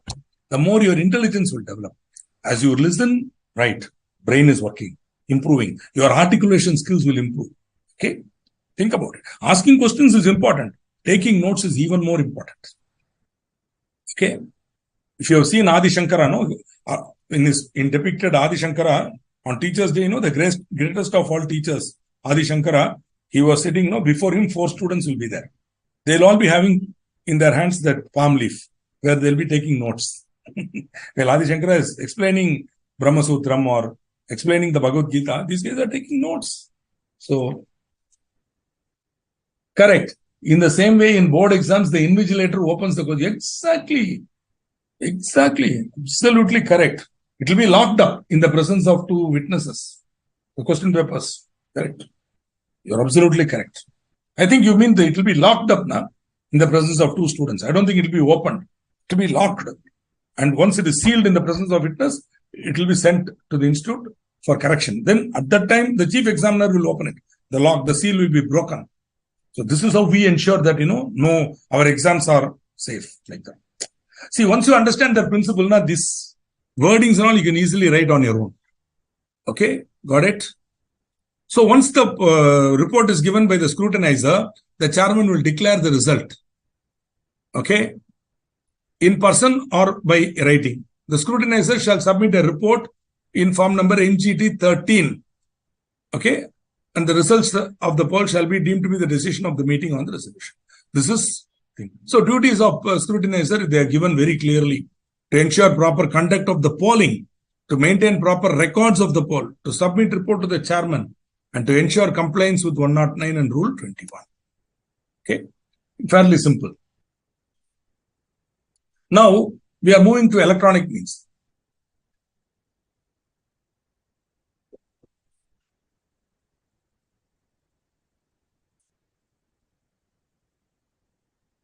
I don't know, Nilesh. I'm not really aware. Anyway, from this chapter, minimum you will get 7 to 8 marks. From the entire chapter, you will get minimum 7 to 8 marks. Definitely 1 question, 2 questions are there from this chapter.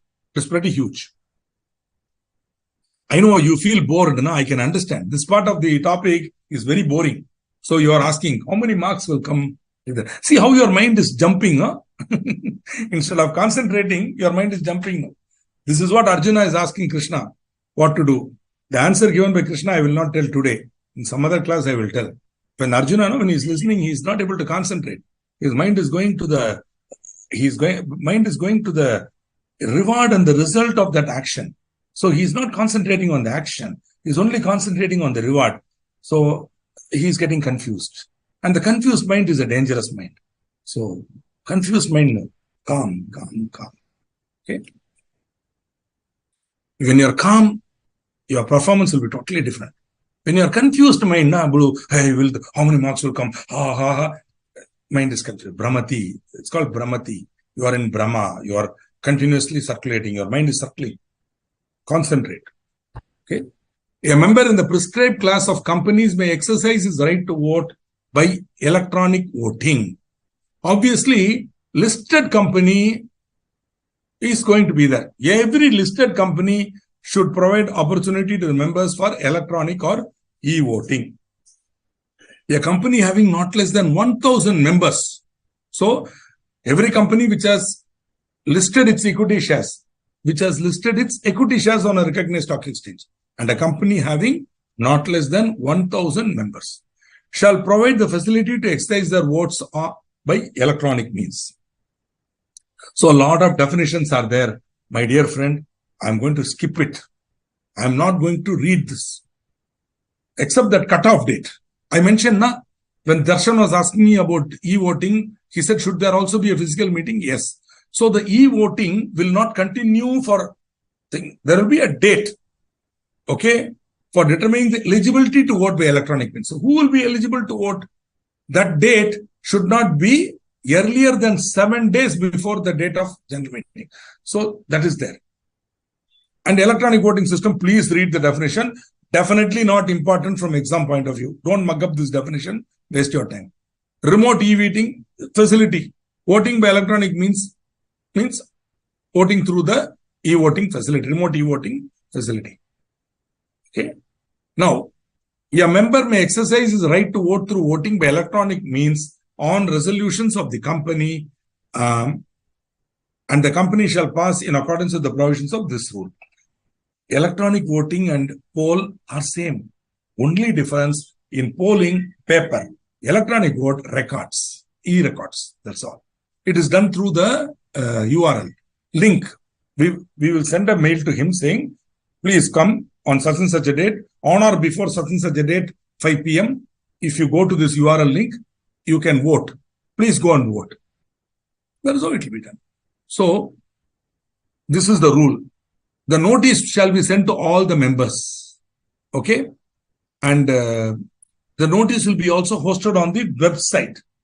Right? Very important. The notice should contain the fact that you are giving this facility, etc.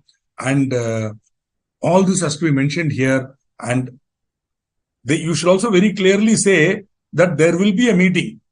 And even if you are going to vote on e-voting, you can attend the meeting, but they cannot attend again. See, e-voting is only for voting. The regular meeting will be conducted, and that meeting, the member is entitled to attend. Okay. So the company shall cause a public notice to be published at least 21 days before the meeting in any newspaper. Okay. About e-voting. That advertisement should clearly state that business are going to be done through e-voting, date and time of commencement of remote e-voting, date and time of end of remote e-voting. So this is very important. Both the informations are very important. Okay. When it will start, when it will end. During that period only he can go and access. Once that ending is over, that facility will be closed. Even if he goes to the URL link, he will only get a message which says, sorry, this facility is now closed. Like that. Again, it will be open for who can vote. That will be the cutoff date. Okay. The manner in which persons who have acquired shares and become members after the dispatch of notice may obtain login ID and password, website address of the company, and the name and designation, address and email ID of person for address of grievances and all that. Once there is a time for opening of re-voting, this facility of e-voting shall remain open for not less than 3 days and shall close at 5 p.m. I don't know why they selected 5 p.m., but it is 5 p.m. on the date preceding the date of the general meeting. So if tomorrow is the AGM, the e-voting will close today at 5 p.m. Okay. Now, during the period when facility for remote e-voting is there, they can go and opt for remote e-voting. Once you have voted there, you cannot again come and vote here. You cannot say, no, I voted for, now I want to vote again. That you cancel. Nothing. Voted, go. Come, eat jangri and go. That's all. Nothing else. See, when I say eat jangri, it's a symbolic way of saying, come and enjoy the proceedings of the meeting, but do not, you cannot vote again. Okay. Why I'm saying jangri? Because in those days, these fellows attending meeting, they will want a sweet box. And invariably, we'll give only jangri. I mean, jangri is a South Indian dish similar to your jalebi. Jalebi hai na, your Rajasthan mein jalebi hai na. Similar, not exactly the same, similar. Jangri is similar to that. It's a sweet. So, we will give a sweet box of jangri. If you want, we'll put it in your mouth also. But no voting. No voting. If you already voted, no voting again. As I told you, at the end of the e-voting period, it will be blocked. I think this is common sense. There is nothing great. Now, here also we can have scrutinizers. It could be a chartered accountant in practice, cost accountant in practice, or company secretary in practice, or an advocate. 4 of us. But invariably, believe me, we prefer to give this to our great friends, the practicing members of the Institute of Company Secretaries. Our good friends, they will only be the... in fact, I remember once in one club, one of my clubs, where it was a Section A company, I went to the meeting. I had not voted on remote e-voting. So one of my friends was telling, Srikanth, you come and vote. He said, Chalo, I'll come and vote at the meeting. So I went there. The scrutinizer was my student, a company secretary. He was the student, my student. He said, sir, don't ask me any questions, sir, like that. I said, no, I will not ask you. Just allow me to vote and I will run away. After that, they will provide some tiffin and all. I'll enjoy that and I will go. That's all. What else? Yeah. Chala. Now, hey, this part of it is simple.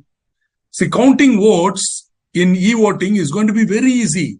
Computer is going to do it for you and result. Okay, witness should be there. Okay, the witness should not be an employee of the company. Okay, the result should be made, the counting should be done not later than 3 days of conclusion of the meeting. Okay, and then as usual, the scrutinizer will give a report to the chairman. And as usual, the chairman will announce the result. You should maintain a register, etc., manually or electronically to record the assent or dissent received. All that will happen. Okay, so the result declared will be put on the website of the company also, right? Now, subject to the receipt of requisite number of votes, the resolution shall be deemed to be passed on the date of the relevant general meeting. Even though the counting happens later, the result announced later, the resolution shall be deemed to be passed on the date of relevant general meeting. Because voting happened on that date. Only counting happened later. But that was locked. Only counting happened. It was not as if the voting happened third day. No, only counting. So it will be as if it happened on the date of meeting. Once a resolution is proposed to be considered through voting, it shall not be withdrawn. Electronic method, it shall be withdrawn. So e-voting is similar to post ballot. There is nothing great except that the technology is different. That is all. Nothing. This is not great, some rocket science, but it is a great blessing for the Indian investor. Why? Because now, thanks to e-voting, everybody can participate. See, earlier, the small shareholders and investors had this problem. They could not attend physical meetings. They either physically they were not able to go, or even if they go, they are very shy to go because all big shots are there, like you, chartered accountants and all. So I am ordinary uneducated fellow like me, cannot come. I'm afraid to stand in front of you, so I'll run away. Now it's no problem. Now sitting at home, I can do my voting. I can say against and go. Nobody can catch me. So it's actually good for the investor.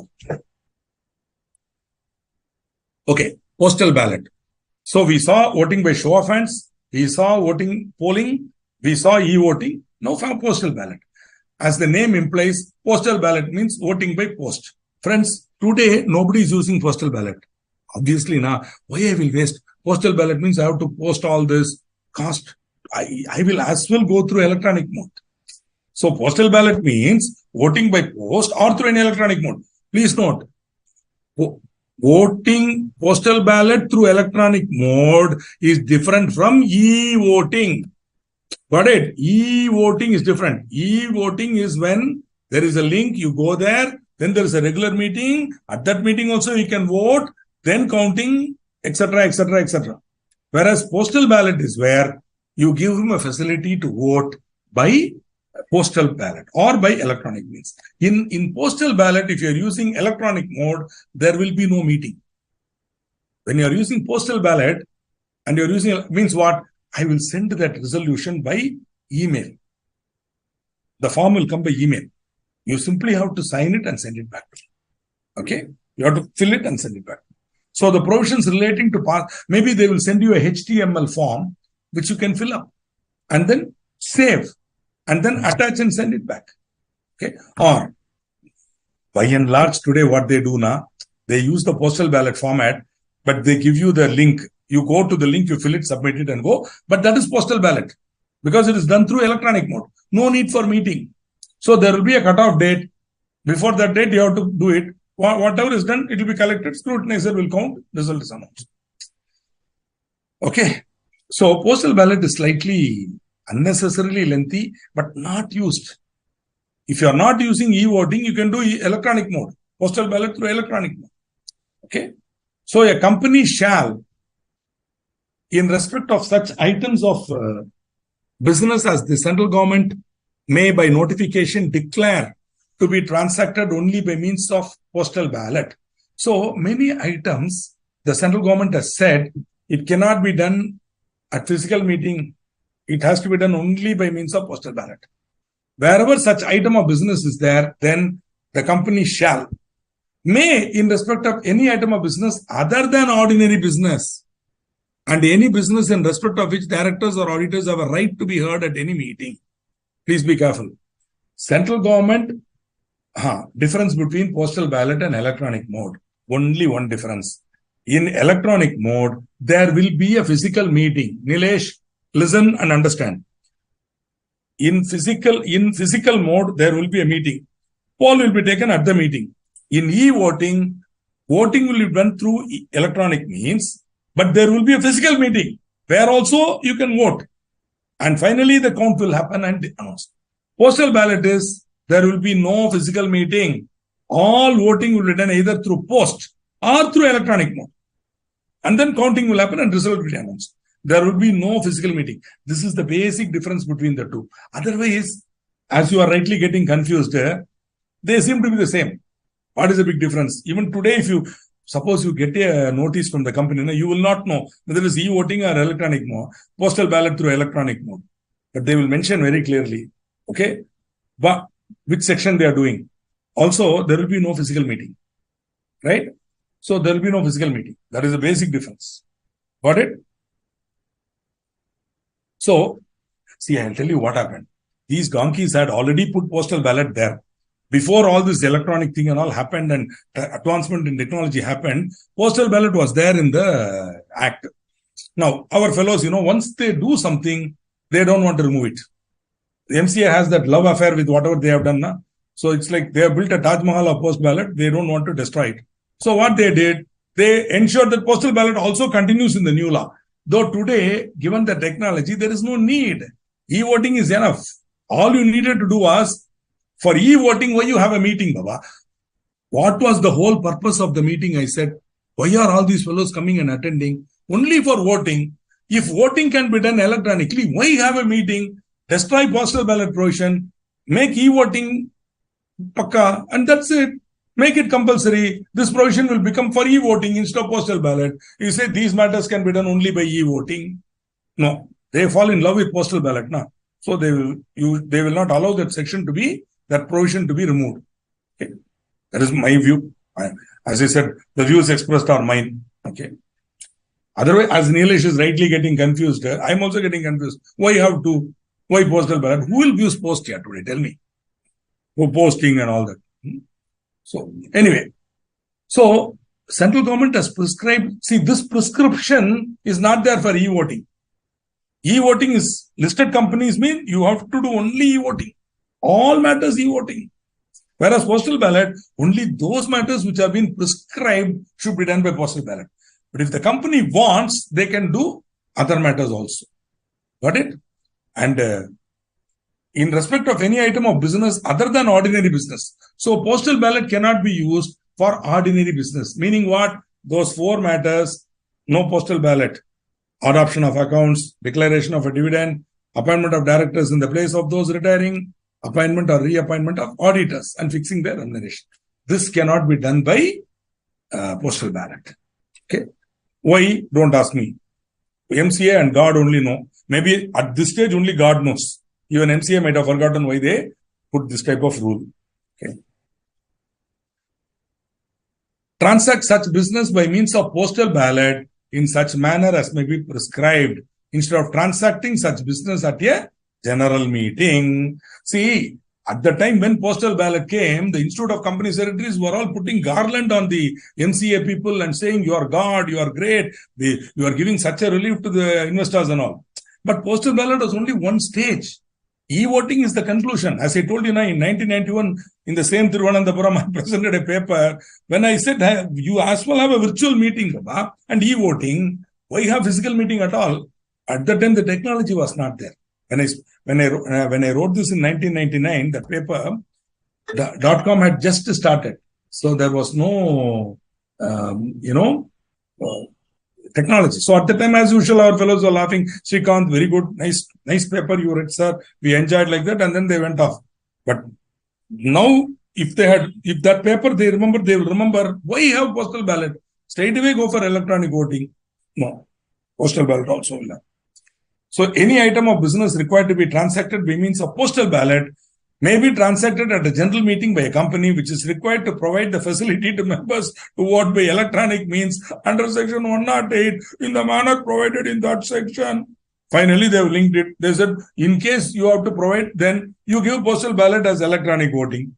Okay. So, I'm sorry, Nilesh. Your confusion is absolutely correct. Same confusion I am also having. So, I'm giving 2 distinctions. One, in e-voting, there will be a physical meeting. In postal ballot, there will be no physical meeting. E-voting, no prescription. All matters are done through e-voting. Whereas here, only those prescribed things are to be done through postal ballot. Now, in postal ballot, all the votes will be received either through postal or through electronic means. Then it will be counted. If the resolution is assented to by the requisite majority, it shall be deemed to have been duly passed at a general meeting convened in their behalf. Why they mention it like this? Because in postal ballot, there is no general meeting. So even though there is no general meeting, if the requisite majority is agreed by postal ballot, it shall be deemed to have been duly passed at a general meeting. The central government may declare items of business that can be transacted only by postal ballot. Okay. And only those assents and dissents are to be considered, which have been sent by the members within 30 days. We'll see that. So how do you conduct postal ballot? Where you are required to do it by postal ballot, you should send a notice plus the draft resolution. The notice shall be sent by either registered post or speed post or through electronic means, through registered email ID, or you can send it by courier also, whatever you want. The members shall send their assent or dissent. It means you can either vote for or against within 30 days of the date of dispatch of the notice. Within 30 days of date of dispatch of notice, your assent or dissent should come to the company, right? Now, you should publish an advertisement at least once in a vernacular newspaper, okay, in the place. And again in an English newspaper about having dispatched the ballot paper. So, if everybody should know that postal ballot forms have been dispatched. I know this part of this topic is the most boring. Believe me, I say, teaching is boring. Imagine you people, poor people, listening to this nonsense. But what to do? So many types of voting they have given. Okay, and postal ballot is the most useless of all. Redundant, not required. Nobody uses it because they have given the option not to go to e-voting. See, they themselves say may be transacted at a general meeting. Got it? So nobody does postal ballot because who will post it by registered post and all? Yeah. And if I'm going to do it through electronic means, I will as well go for e-voting now and have a general meeting and have it. Seriously, I'm telling you, this section needs revamping. 110 may be removed. And e-voting 108 can be made without a regular meeting. No need for a meeting. Only e-voting. Count the votes and go. Or there should be given an option. A company which is opting for e-voting need not hold a general meeting. Okay, like that. And this provision can be given. Once it is assented to by the requisite majority, it shall be deemed to have been passed at a general meeting. Anyway, maybe I should write an article about this and I will get it published, or it will be read out at the institute meeting also. But what is the use? They won't follow. They will not listen. When good things are told, they will not listen. Okay, only when confusion is suggested, they will immediately take it. A statement to the effect that the business is to be transacted by postal ballot, which includes voting by electronic means. Date of completion of dispatch of notices. This advertisement should have date of commencement of voting, date of end of voting, very important. The last date before which your postal ballot form should reach the company. Because if it comes beyond that, it will not be counted. See that now? Assent or dissent received beyond 30 days cannot be taken. Which have been sent within 30 days only can be taken. Okay? Statement that any postal ballot beyond the set date will not be valid. I told you now. Statement to the effect that members who have not received postal ballot forms may apply to the company and obtain a duplicate. And contact details of the person, usually the company secretary or some assistant secretary who is responsible for this activity. Right? Mr. Mayur Gupta, you are telling it is boring. Imagine for me how it will be. But if suppose they ask in the exam, what you will do? Okay, I'll skip all this. Same scrutinizer, same everything. There is nothing, okay, new here. If you ask me whether it is important and I say it is not important, and then they ask you a question, what you will do? Gee, I'm skipping all this. Okay, I'm skipping all this, as you rightly tell. But one thing is important. I'll tell you which one. Yeah.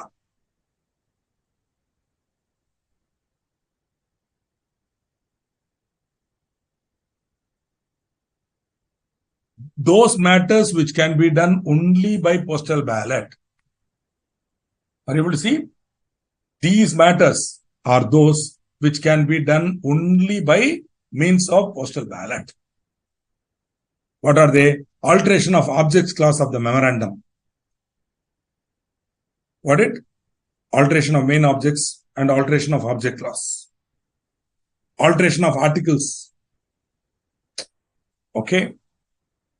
For that too, for making it into a company and all, if you're going to alter private company. Change in place of registered office outside the local limits of any city, town or village requires a special resolution. Okay. Requires a special resolution. Remember, when you are shifting from one state to another, you need two resolutions. One is local limits and another is object class. Another is situation class. Okay. You are amending the situation class. Change in objects for which the company has raised money from public through prospectus and still has unutilized amount. Do you remember that? We studied it in prospectus and incorporation also. Incorporation also we studied, prospectus also we studied. Issue of shares with differential rights as to voting can be done only through postal ballot. Variation of rights of any class of shares. Buyback. We saw that. Election of director, that you will see it only in your final syllabus. Sale of the whole or substantially the whole of the thing. You will see that in your final syllabus. 181A and 186. Intercorporate loans and investments. You will see that only in these three items. H, I and J are in final syllabus. Other than that, everything is in your intermediate syllabus. We have covered it also. Okay. Where it is required to be transacted by means of postal ballot, it may be transacted at a general meeting, which is required to provide the facility to vote by electronic means. So simple. Where they have said it is a postal ballot compulsory, you don't want to do postal ballot, no problem. If you are a company which is required to provide e-voting facility, do it by e-voting. That's all, no problem.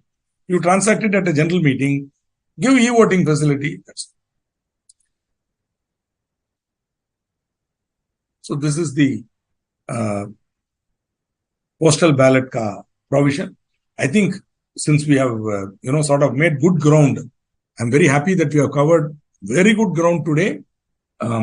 See, basically, the procedural aspects of scrutinizer, etc., are same. Okay. Only the basic criteria are different. Simple postal ballot, no general meeting. But electronic voting, voting by electronic means e-voting. You should have a general meeting and also give facility for electronic voting. Got it? That is all. So, and they have also said where you don't want to do postal ballot, you can do it through e-voting. But if provided you are a company which is required to provide the facility of e-voting. Got it? So this is how it is. Chala. Now, let us have a small break. I think we are all entitled because Mayur Gupta is already feeling bored. So let him go and have a cup of tea. And I will also try to have a cup of tea. And we will start in another 5 minutes time. Time is now 8:05 now. We will recommence our class in another 5 minutes time. We are making good time. I was thinking I may not be able to cover. Now I got confidence. Tomorrow I can, hopefully tomorrow or whichever class, I will be able to close this topic. Okay. Good show. Sir, small break, sir. 5 minutes ka.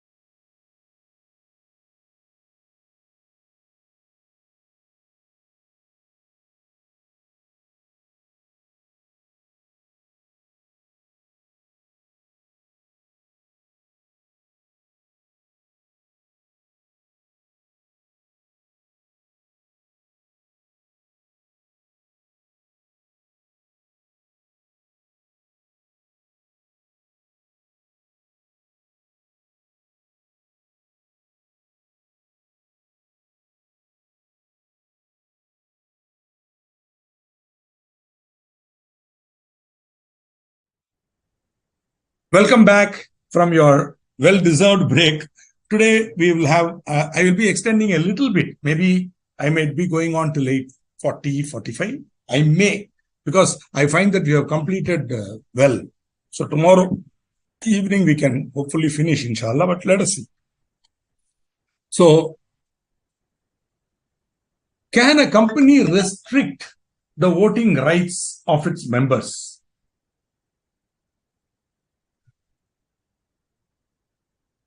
Notwithstanding anything contained in this act. So, irrespective of what is said in the act, the articles of a company may provide that no member shall exercise any voting right in respect of any shares registered in his name in the following circumstances. See, normally, if I am a shareholder of the company, my right to vote is a democratic right. It cannot be curtailed. But under these circumstances, a company may restrict the voting rights. They can say, you cannot exercise voting rights. When, if any calls or other sums presently payable by him have not been paid. Obviously, if calls in arrears, you are not paid your calls. How you can come and see? You should do your duty before you demand your right. Have you done your duty? John F. Kennedy, the famous president of the United States, famous speech, he said, ask not what your country has done for you. Ask what you have done for your country. It's a fantastic thing. So, have you done your duty? How can you say, ask for your right? So, sorry, no. Similarly, if the company has exercised any right of lien with regard to such shares. See, the company, we already saw this. You might have forgotten. Go back to share capital. It is there in the PowerPoint, in my notes. If the company has supreme right of lien over the shares. In case the member is owing any money to the company can exercise the right of lien with respect to the shares. So where he is owing some other money to this company for which we have exercised the right of lien, then see, right of lien is possession, not sale. When I exercise the right of lien, because by now if you have studied your contract act, you will remember from bailment and pledge, you will know what is the right of lien. Bailey has the right of lien. Sorry, Bailey has the right of lien, but it's a specific lien, not a general lien. So that lien is there. When he owes me any money, I have a general lien. I can keep the shares. I can say these shares are now pledged with me, or rather I have possession of them. You pay me the amount and take the share. Till then, I won't give the share. So when the right of lien is exercised, no voting is possible. Other than these grounds, you cannot prohibit any member from exercising his voting right on any other ground. Okay? And both the grounds are valid grounds. Now, I'm not able to see anything wrong. I think many of you went to sleep or simply moved away. Because postal ballot, today before starting the class, I was thinking, postal ballot is such a boring topic. How will these students enjoy like that? Hey, in case you are there, just put a message there to say you are there. So that, if it's a physical class, at least I will know that you are there. In fact, there was one student who used to come and tell me, sometimes, crash courses I used to take in those days. About 12 years ago, it used to be called crash course or something like that. They'll say that is, it will start in the morning and go on till afternoon, 4 hours per day. Like that, I have to complete it within 15 days continuously. Entire syllabus will be completed within 15 days like that. So at that time, sometimes post lunch also I will take. Sometimes in the post lunch class, some students will come and tell me, sir, your class was excellent, sir.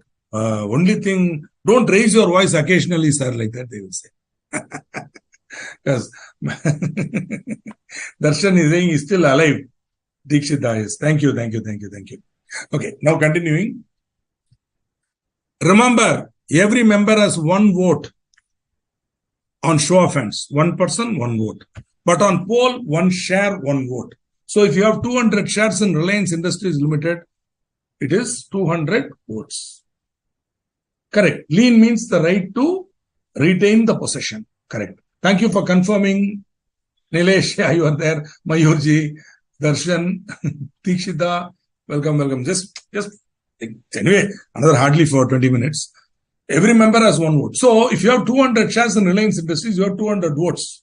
On a poll taken at a meeting of a company, a member entitled to more than one vote or his proxy were allowed, or any other person entitled to vote for him, need not, if he votes, use all his votes in the same way. Meaning, if you are having 200 shares in Reliance, on 100 shares, you can vote for. On 100 shares, you can vote against. Why you will do it, God only knows. If you want, you can do it. Don't ask me why. Okay? If you want, you can do it. Okay?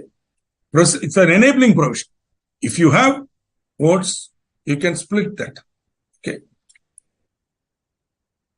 Joint shareholders must concur in the voting unless the articles provide to the contrary. The voting in case of joint shareholders is done in the order of seniority, in the names in which they are not age, but the order in which the names appear. The joint holders have a right to instruct the company as to the order in which the names are to appear in the register. Somebody was asking me a question. A student had sent a query in WhatsApp, because in those days I used to share my mobile number. Nowadays I don't, because there is some danger in that. Some students will keep wasting time asking all nonsense questions. So I stopped doing that. So now if you want to raise any question, either do it in the class. Any topic you raise, I will answer, but not immediately. After the class, you ask, I will answer and do. On that topic, anytime I will answer it. But if you get any doubt, or if I'm taking a topic over 3-4 days like this, even an earlier concept, you ask now, I'll tell. Point is, some students will ask. One student raised recently one nice question. He was asking, can a joint shareholder say, the first mentioned shareholder, can he say, the second and third should not be included? I want only my name. I will be holding the share jointly with my wife, but in the register of members, only my name should come. Can a joint holder say? No, he cannot say that. Maximum what they can say, they can decide how to mention their name. The joint holders have a right to instruct the company as to the order in which their names are to appear. But the senior most, there is one joint holder cannot say, only my name should be there, his name should not be there. Though we are all both owners. So in the application, both the names are there. But he says, no, don't put my wife's name, only my name. Not possible. All the joint holders' names will be mentioned. At best, what you can do is, you can say, you can control the order in which it is to be appearing. Right? Now, we are coming to another very interesting and important topic. We saw a requisition of members requisition of a meeting by requisition. Yes. Similarly, in some cases, the law is giving the power to the members to circulate their resolution. See, I'll give you one simple example, you will understand this. The company is run by Mr. Unscrupulous. Unscrupulous, by the name itself, he's a bad man. He is running the company. The shareholders are unhappy with him. But Unscrupulous is sort of controlling the company. Now we want to remove Unscrupulous. Will the board of directors put that as agenda? Will they say, the board of directors will be chamchas of this fellow, Unscrupulous. So will they put that? No. But members want to remove him. For that, there is a provision in the law which you will study when you come to final examination. But if I want to do that, first I have to hold a meeting or I have to pass a resolution. So I don't want to call for an EGM and all. So what I'm saying, I will have the resolution. I will only propose a resolution to be passed at a regular meeting. So this section provides that members too have a right to propose resolutions and submit any statement with respect to the matters referred to a proposed resolution. Now, so the company is going to hold a general meeting. At that general meeting, I want one more item of agenda. Are you able to understand? I'm not asking for a fresh meeting. I'm saying you are going to hold that meeting now. In that meeting, I want one more item of agenda to be taken up, which is removal of Unscrupulous. Or you are going to reappoint Unscrupulous as MD for 5 years. I'm going to tell something about Unscrupulous. Unscrupulous is a rascal. He doesn't know anything. He wants to control like that. So any statement with respect to the matters referred to a proposed resolution or business to be dealt with.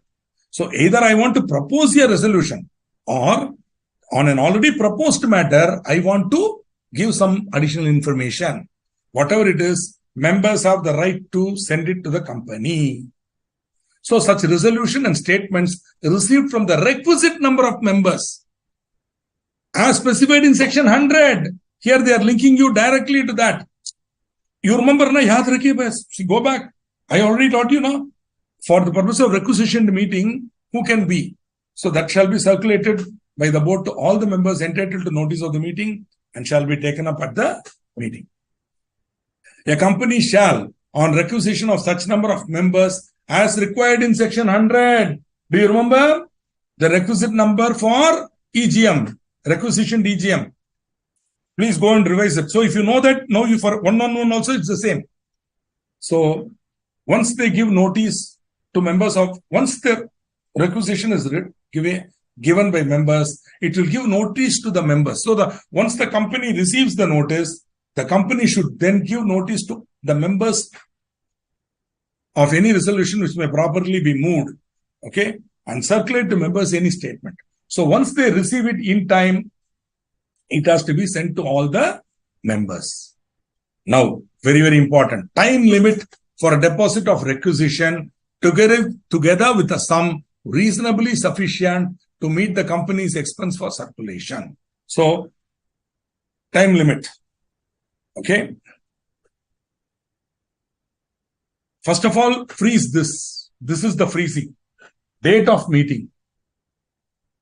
From that date of meeting, in the case of notice of a resolution, where you want to pass a resolution at a meeting, you want to pass a resolution at that meeting, then that resolution, together with the explanatory statement and all, should be received 6 weeks before the date of meeting. 6 weeks before the date of requisition is a very fancy word for request. Requisition is fancy word for request. So request, see, the members are request. In EGM, we saw no EGM by requisition. That means requesting. Request. You are asked to propose a new resolution. So that requisition is a document where he'll say, we require you, or we request you to. See, requisition is coming from require as against request. So we require you, or we want you to propose the following resolution. So that is called requisition. So that requisition should be deposited not less than 6 weeks before the date of meeting. 6 weeks. They're saying 6 weeks. Week means 7 days, week to week. So if Monday means Monday, week beginning on say Tuesday will end on Monday. 7 days, week, 1 week. Like that, 6 weeks should end before the date of meeting. So not less than 6 weeks before the date of meeting. In case of any other requisition, that is not for passing a resolution, you are only going to give a statement, then such a requisition can be deposited 2 weeks before the meeting. Think about it. You are going to conduct the AGM. At the AGM, you are going to reappoint Unscrupulous as an MD. I will receive notice 21 days before, that is 3 weeks. Now, almost.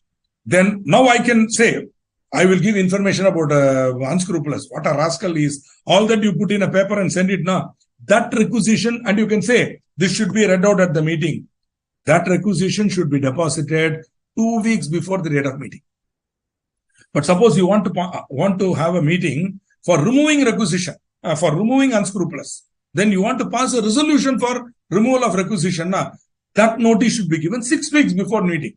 Now my point is, you will get the notice only 21 days before. How you will know how to, when 6 weeks and all? There you have to take a risk. Means normally AGM will be held around August or September. So you wait. When you know is that, you immediately send. Or you send now. You send in July so that you will have enough time now. 6 weeks is only upper limit. Beyond 6 weeks, anytime you can give. So long as it is not less than 6 weeks. Now more than 6 weeks, anytime you can give. Give immediately. And then now they say, suppose, if you read the second one first, if after a copy of the requisition of resolution has been deposited. Friends, there are 2 types of requisitions. One, requisition of a resolution, to pass a resolution. Any other requisition, just a statement to be read out. Now, when a requisition for a resolution to be passed has been deposited, and an AGM is called on a date within 6 weeks after the copy has been deposited. So he is depositing it and the AGM is called within 6 weeks. Then, although it is not deposited within the time, it shall be deemed to have been properly deposited. See, I am taking a risk and I am sending the notice. Now that unscrupulous fellow, what he does, hey, 6 weeks now, you hold that meeting 3 weeks later, ma. Let us kill that fellow like that. So even though unscrupulous doing things like that, the law protects me. The law says, even though Srikanth deposited less than 6 weeks, you held the meeting within 6 weeks now. So it shall be deemed to have been properly deposited. See, please, long ago, I might have mentioned the whole framework of company law rests on 2 pillars. What are they? Investor protection, creditor protection. This section protecting the investor. I don't want unscrupulous. They're giving me enough opportunity to propose a resolution, make statements and all. Now, copy of the requisition signed by the requisitionist. Okay? Or means, 1/10 you have to sign, no? Or 2 or more copies which between them containing the signatures of all the requisitionists shall be deposited at the registered office within the time limit prescribed above. Right? Now be careful. The company shall not be bound to circulate any statement if on the application the central government or RD, the RD declares that this right is being abused to secure needless publicity for a defamatory matter. Same point we saw for auditor. Do you remember? When an auditor is not to be appointed, reappointed, when the retiring auditor is not to be appointed at an AGM or some other person is to be appointed other than him, he has the right to make statements, representations. But these need not be read out if they are merely being used to secure needless publicity for a defamatory matter, where he is only misusing that opportunity to say like unscrupulous is a rascal, good for nothing fellow. No, you say he is a rascal once or twice, no problem. But prove it. Show what bad things he has done with document. Otherwise, it need not be read out. So the company can go to the RD and say, sir, he wants to be read out, shall I? RD will pass an order, no need. Once the RD says no need, it need not be read out. This is only for statement. For if they want a resolution to be proposed, that has to be proposed. But you might ask me, sir, at that meeting, what will happen? Nothing. If I am chairman of the meeting, I'll simply say, come. I'll say, Donkey, Monkey, and certain other shareholders have asked for a resolution to be proposed. Okay. So now we will take up that item of agenda. Then I will say, shall I go for a poll like that? I'll ask Donkey or Monkey. Donkey, Monkey will say, no, show of hands. So then, show of hands, take the vote. If they have the sufficient majority, they'll pass. Otherwise, no. Suppose they are only number majority, shareholding majority is not there. Then if I'm the chairman, I'll simply smile and say, as the chairman, I'm exercising my right. Let's go for a poll. On a poll, the controlling group will have more than majority shares. Na? So, with all due regards, this is a safeguard only if you are able to control majority. This is safe only if you are a majority guy. If you are the majority, then if the requisitions are minority, come to the meeting. Let us, take up the resolution. Like that you can talk. Nothing can happen. But opportunity is given for them to propose. See, think about it. If it is a listed company and such a resolution is being proposed and circulated, it will become public information. See, that is where the publicity will start. Then that company reputation will be. Then investors will start thinking, hey, what's happening here? Why is this unscrupulous? This is what happened to Ramalinga Raju. Once the reputation goes, then something will happen. So to avoid that, at least, the company will behave properly. So an order as above said by the RD may also direct that the cost incurred by the company for sending the circulating and all should be paid by the requisitionists. Okay. Now, in case this is not done, then every officer who is in default penalty of 25,000 rupees. Now, we are going to talk about ordinary and special resolutions and all that. Let us take it up in the tomorrow's class or whatever. Tomorrow, I'm not able to confirm it because I have an online meeting with a foreign client. So I don't know exactly how it's going to happen. Let us see. I would love to be able to take it tomorrow, but let us see. Fantastic. Let's call it a day. And I request you to, I thank you for a great thing and greetings on Teachers' Day. Wish you all the very best. Have a great evening ahead. Bye.